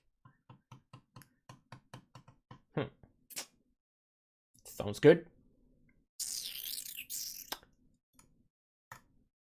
Rallying Cry. Release a shockwave which taunts enemies. It no longer regens mana, Pepe Hands, but now grants a percentage of your weapon damage to each of your allies based on the power of nearby enemies. It also causes your next few attacks to become exerted, granting a bonus to your damage based on the number of allies near you. This sounds very interesting for minion builds.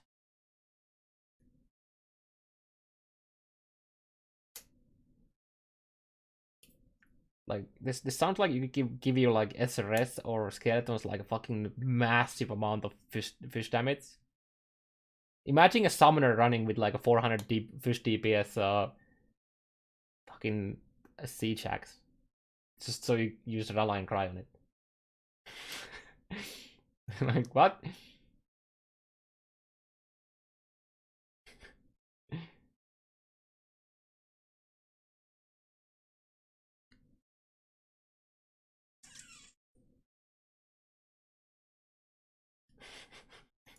Marohi Earthy Summoner. Yeah, dude. And this is just using it. Wait, that's a brand. But isn't that a Warcry? Wait, what's happening? What am I missing?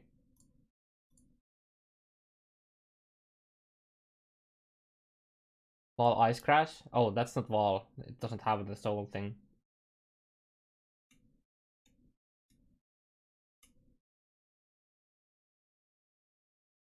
There's a cooldown. Oh, maybe that's showing how many of the attacks are exerted. Like how many exerted attacks you have left. Maybe? Oh wait, you don't see it. I'm sorry. I'm sorry! There you go. So he has used it and it looks like it's on a brand up here. But this could also mean how many attacks can be... How many attacks you have left for the exerted buff, right? The accelerator gives like deal more damage and area effect.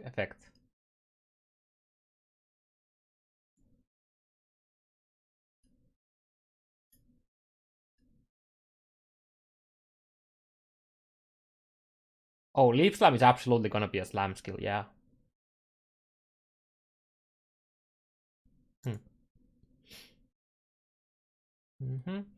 Lethal brands. We're introduced 3 new brands, 1 brand support gem, and have revamped existing brands. We've made brands a lot more versatile, while also reviewing how their core mechanics work. Brand Recall no longer reigns supreme, but is a useful tool alongside many other options. Penance brand. Penance. When placed on the ground, Penance brand will attach to a nearby enemy and become active. Its energy builds-ups and spreads to an additional nearby enemies each time it activates, quickly dividing and spreading between enemies. When the brand is removed, the energy on each enemy is rapidly released in a series of explosions. This sounds like it might be very interesting for bossing, but for clear speed, it sounds very yikes, because so you get the brands on them, right? Then you get the energy, and then when you move it to, like, you take them out, then the mobs die, they're behind you, have to backtrack for loot. So it sounds a bit of weird in that sense, but yeah, we'll see. Arcanist. When placed on the ground, Arcanist Brand will attach to nearby enemy and make it trigger link spells in a sequence. Frostbolt. Ice Nova. Let's go. I wonder what happens if you have an Arcanist link. So you have a 6-link Arcanist Brand with Frostbolt, and then you have another Arcanist Brand linked to Ice Nova. Like, will you only be able to use one of them? Like how will that work with multiple different like linked setups? Will it just like remove the existing one and replace it with the new, or can you mix them?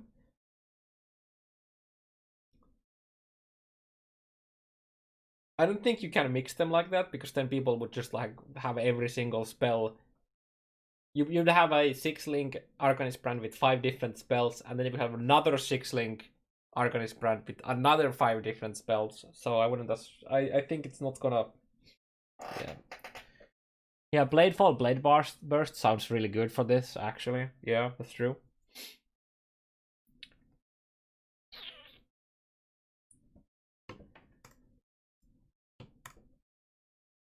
Fireballs.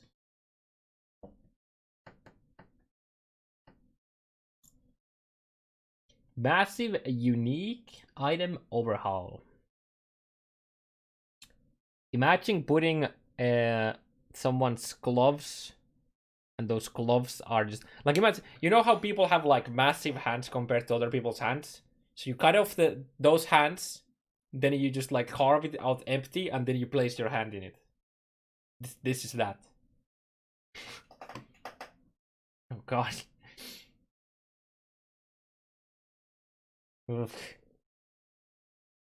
Oof. So it's basically just the skin left. And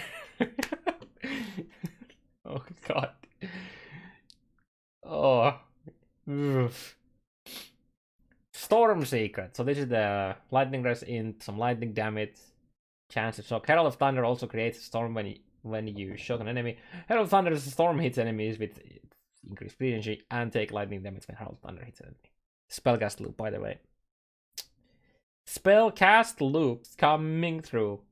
And then we have the... Dude, this chest is so interesting. Deal no known lightning damage. Armor also applies to lightning damage taken from hits. Lightning resist does not affect lightning damage taken. Nearby enemies have lightning resist equal to yours.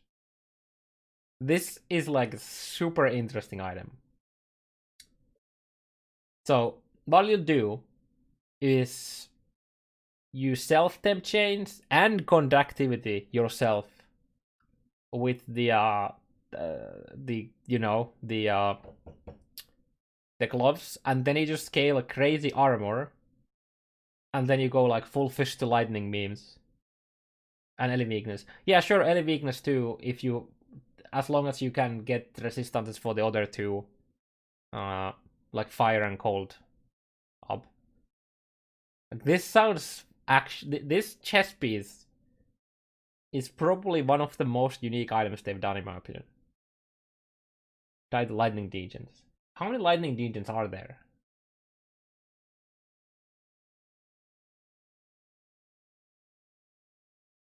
Oh yeah, you can. What? There's also, you can also convert the lightning damage taken into another element as well. Yeah, I think Shaper Beam has some, but there you can use a talisman to convert lightning damage taken to like another element. Yeah.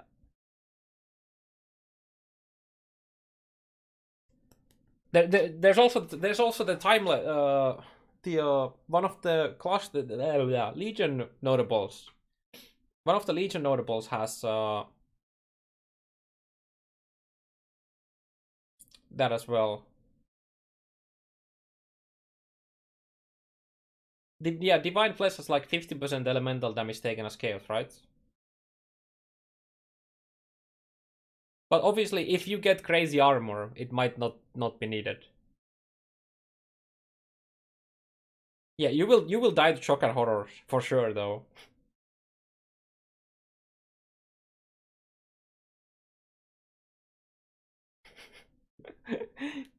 Oh god, dude.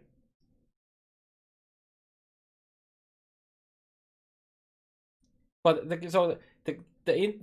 weird thing here is that the game is balanced around you having 75% lightning resist. So a lightning hit that deals 2k to you has a base of 8k. So to mitigate that 8k, you need a decent amount of armor. And die more like disappear, yeah.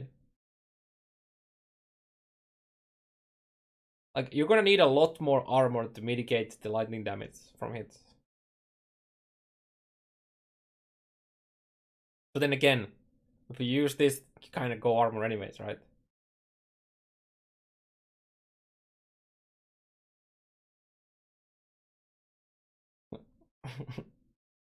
I think it's probably easier to mitigate at least some of the lightning damage by converting it. Like, let's say you go high chaos resist, right? So you take the Legion notable that converts 50% of elemental damage taken to chaos, then you get high chaos resist, and now you like literally cut the lightning damage in half that your armor would need to, mitigate.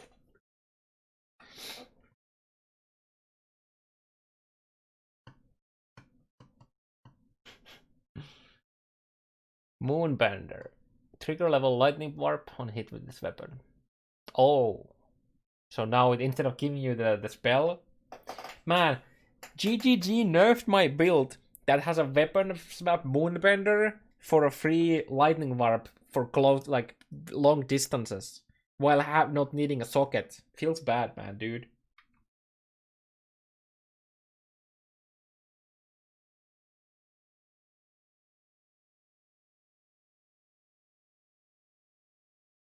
They just removed a socket from my build, like a skill from my build. Now I need to have the lightning warp somewhere in my build, and I can't level gems on there anymore. Feels bad, man. No joke.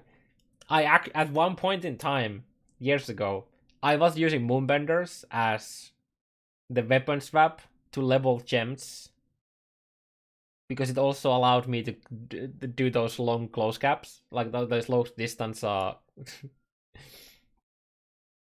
teleports. Like, no joke, I did that one at some point. Wake of Destruction. Oh yeah, this is a shock. These boots are really nice now for leveling.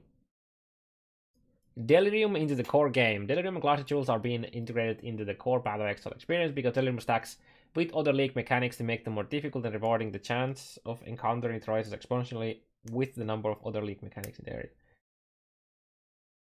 It's gonna be interesting to see how this feels.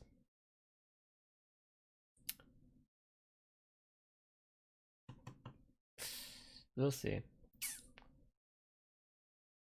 Oh yeah, they removed the mana region from Rallying Cry, dude. Feels bad, man. Oh, that makes me wonder.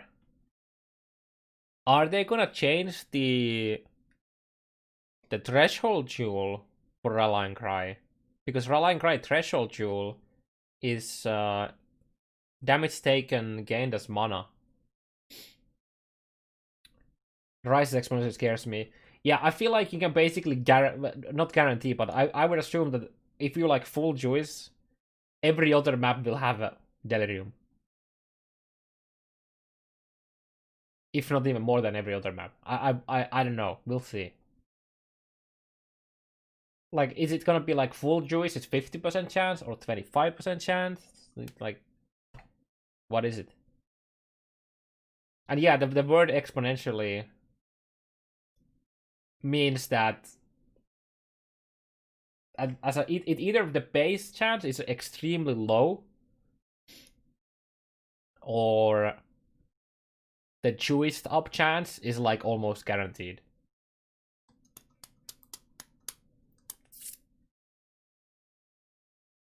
New Vulcan renderer. That's pretty bog. Harvest supporter packs.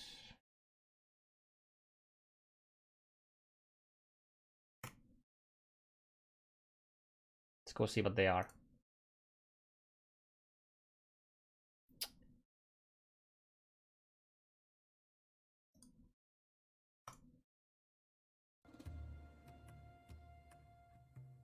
I'm digging that weapon. Or the back attachment.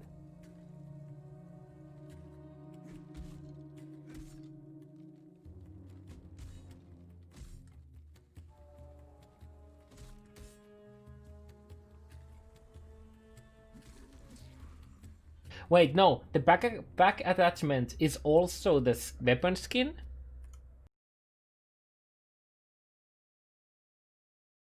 Oh, yep. So, not only is your character having the back attachment, or it's a cloak, but wait, no, it's not cloak.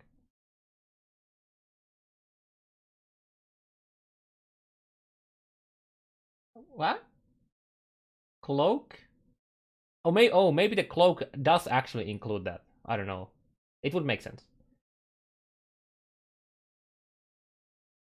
Yo, wait, Jonah, thanks for the host.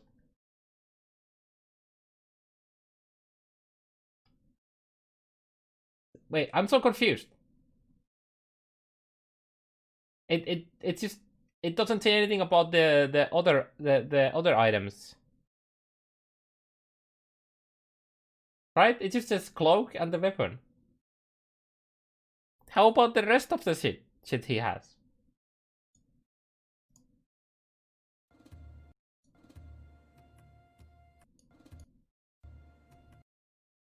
I feel like that's a bit disingenuous.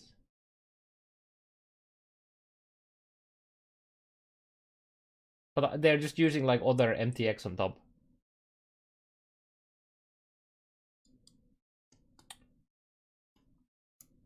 Also, the next question is,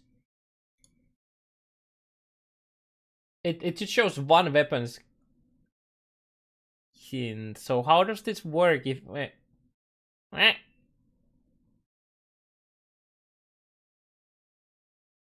What if? So wait. So if I want to dual wield the sword and then the axe, I have to buy this twice.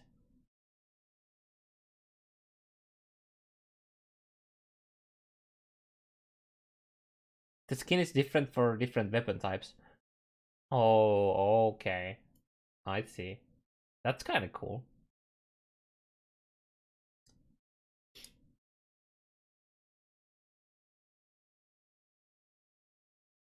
And now we get the armor pack. Okay. I see. Benevolence. Those wings look pretty good. Never mind, I'll take it back. At least from the close. Okay, yeah, I don't know. No. Nope. Nope. Oh no, why they are using Templar? Why are they using Templar for this?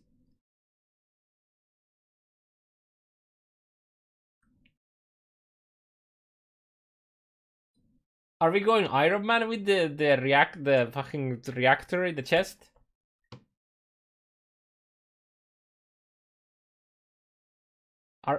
Are we Iron Man? I think we are.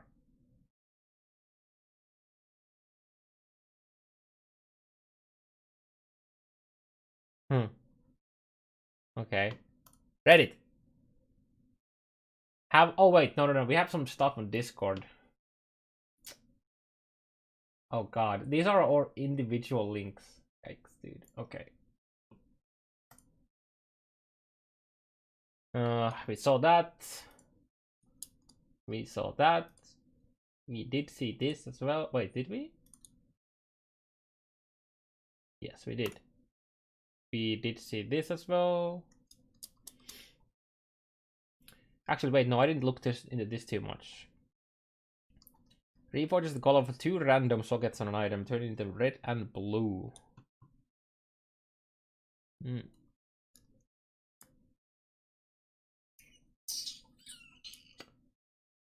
Okay. Wait, this one next. Fuck, let me just click all of these. Bra, bra, bra, bra, bra, bra, bra, bra, bra, and bra. I'm so glad Snowfly didn't bump me with some NSF. Thanks. Wait. Not suited for work. NSFW. Thank you, sir.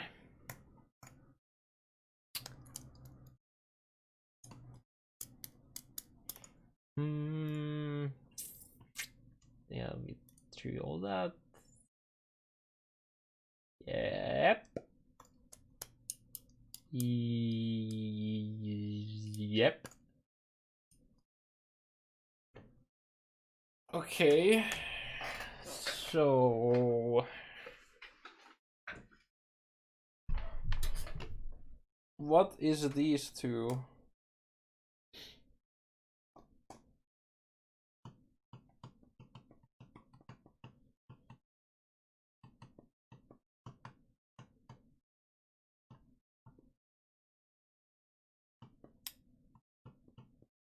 Is it one of these is new? One, two.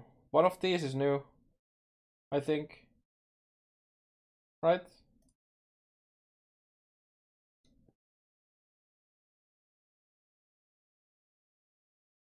No, never mind. Never mind, I forgot this conduit. I always remember the conduit is here, but it got changed at some point. Man, that cleansing blows, dude. Holy shit. The cleansing blow is fucking free for so many builds.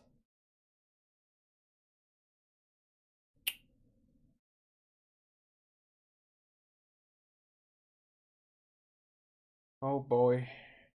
Oh, you don't actually see it. It's literally here behind my face.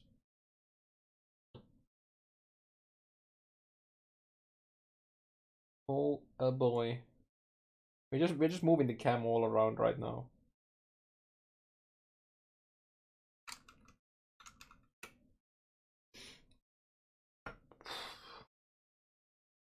So if you have EE, it's 1, 2. Right. Is there a point here? I don't fucking remember anymore. I don't think there is. Wait, no, there is one extra point there, right? Yeah, there is. 1, 2, 3, 4, 5, 6, 7, 8.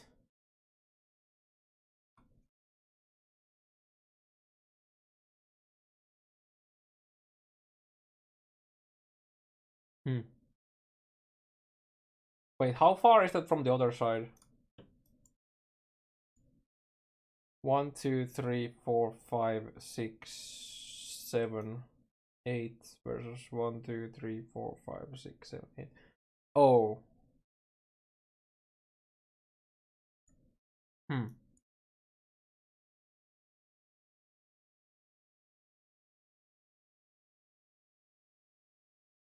It's 8 points from both sides.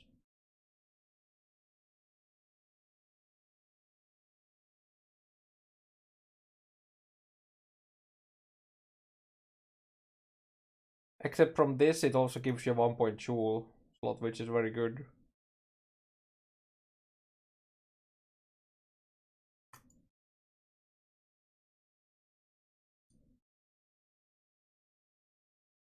Wait, from that slots. 55. 62. Yeah, it's the same amount of points.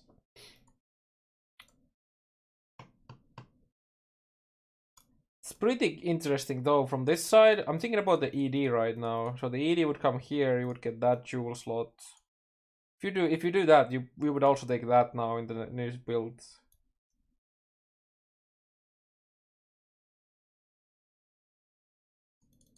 And then instead of taking that,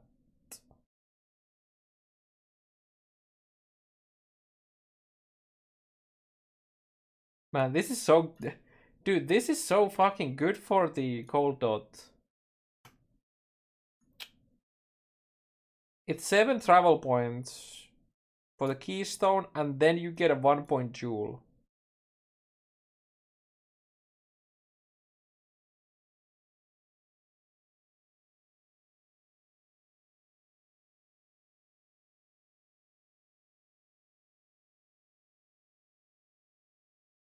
Can we do anything cool with the Thread of Hopes here?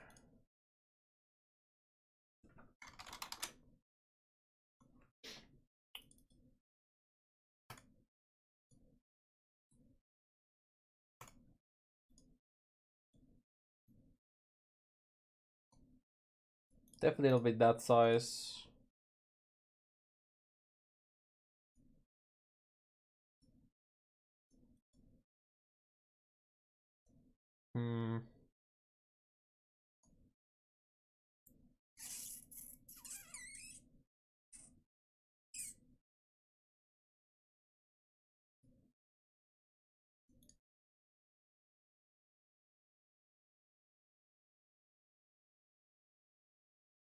Doesn't look like there's anything too good there. At least for the ES base builds, that is. Oh.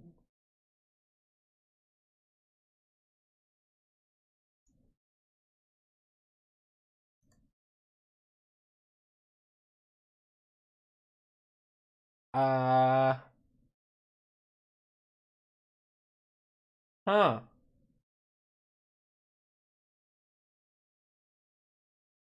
That's interesting for a Necro. Because it would give you Grave Pact for 1 point.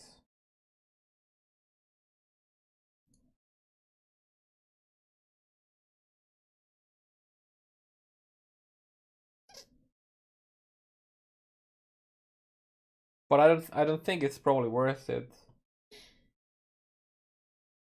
Because you can just take the pathing from this side and take it anyways. Okay. How about here? You would never use Lethal Bright in here, right? Well, no, I'll take the back. You can use Lethal Bright in these slots.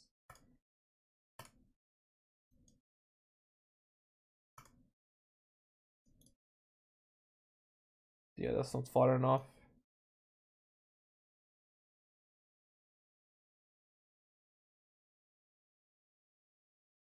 Man, dude, there's so many keystones in the middle now.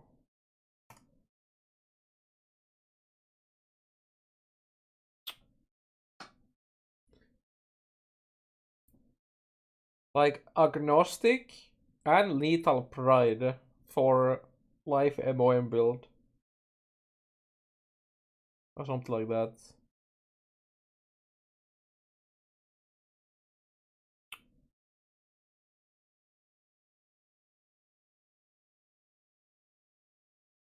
Yeah, you can take an Agnostic and Glancing Blows.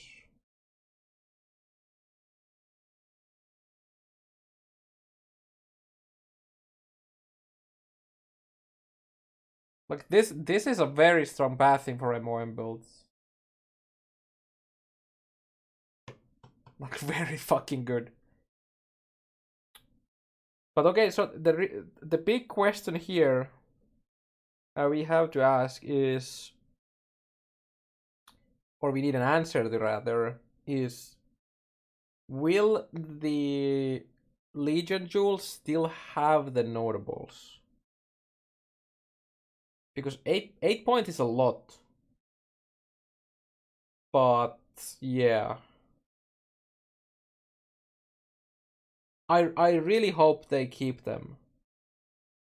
But you know what this, like, okay, if they keep them, there's still a possibility of actually taking Glancing Blows on the Trickster and then use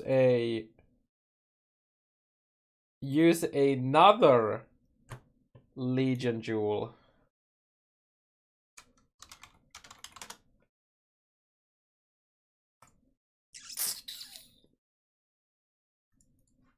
There's another very strong notable that nobody ever considers because Glancing Blow exists.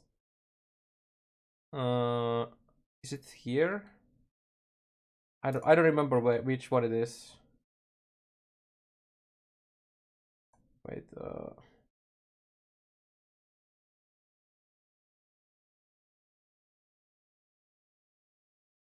where are you?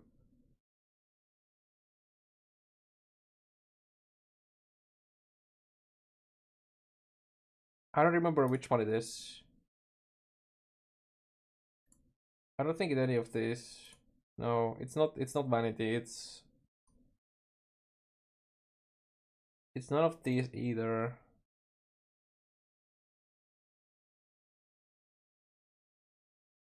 Fuck. No, it's not these either. I think it's Militant Faith.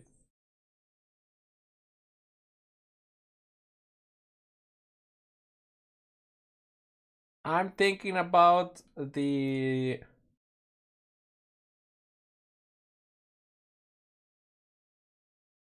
Trickster one. Is it Wind Dancer? Ah, there we go. 20% less damage taken if you haven't been hit recently.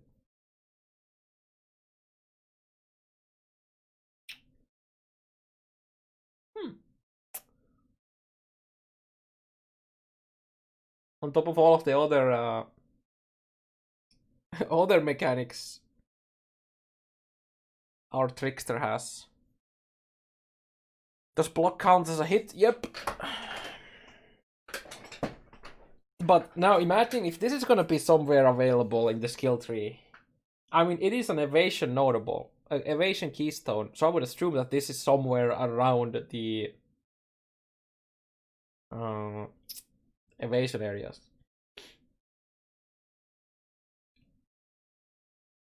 But I would assume this to be on the lower half of the evasion stuff, in the ranger area.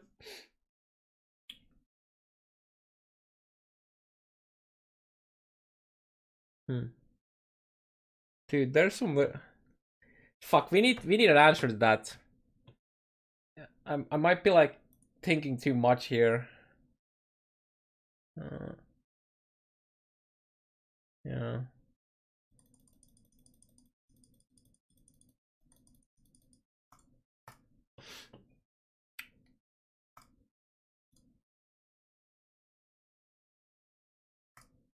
Is it just Bex? Oh gosh, dude.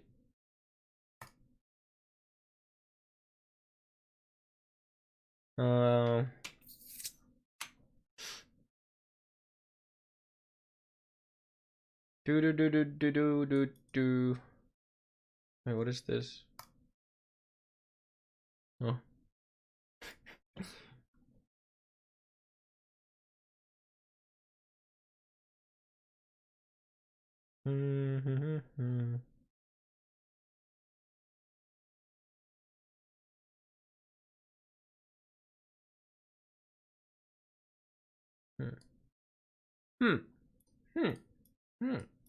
So they're talking about the doing the leak mechanic in the maps, and how is there any benefit to that? And so like maybe get life force from them, like more.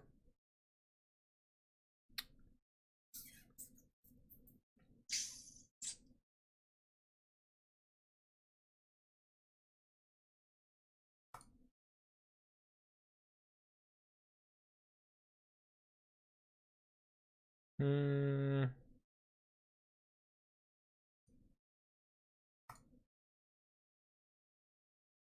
Oh yeah, it's 200 stuff. You can access the same garden from multiple characters. Thank God.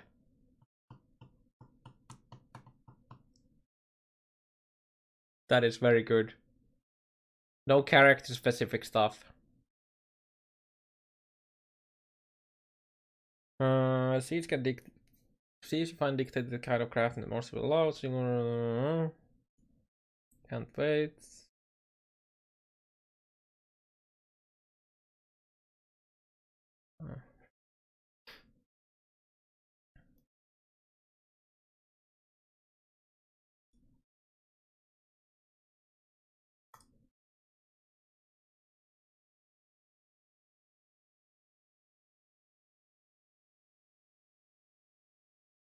We'll look over this in more detail in the coming weeks, but I understand how it currently works is that it has several options. It could act like an Exalt, all Chaos. If you kill several monsters with the same seed type, you'll get more chances to roll that modifiers weight.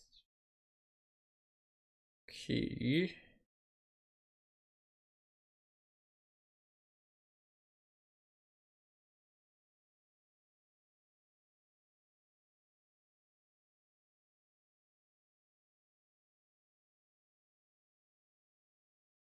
Until you lose track of which crops you planted on your other character and unleash the 16 content on you.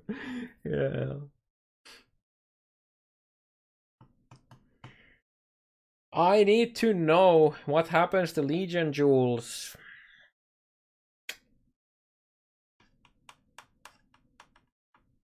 Different characters. Yeah, so you can go to the Eternal Crow with different characters, which has the same stuff growing there that you can plant with D60, like a high level character, and then come back with a low level and just get killed immediately.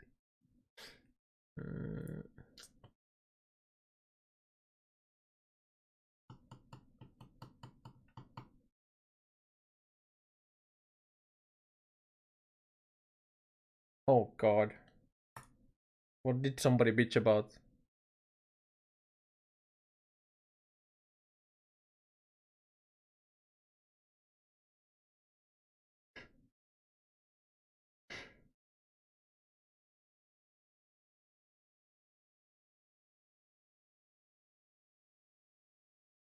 Wait, what is this? Oh, it's the penance. Okay.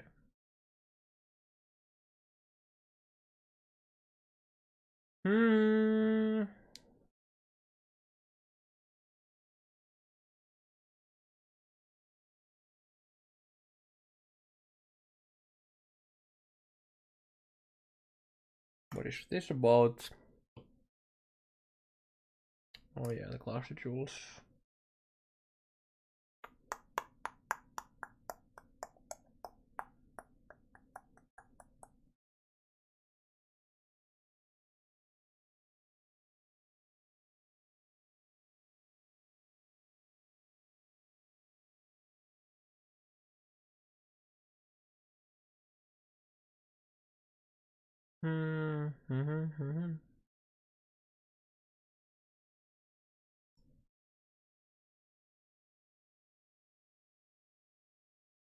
We did it! I ran all of them. Like read all of them. Is there new ones? Or did Bex go already to sleep? I think Bex went to sleep. Okay, is there any new information that I haven't looked at yet? My friends, or are we good to go to the cold dot stuff?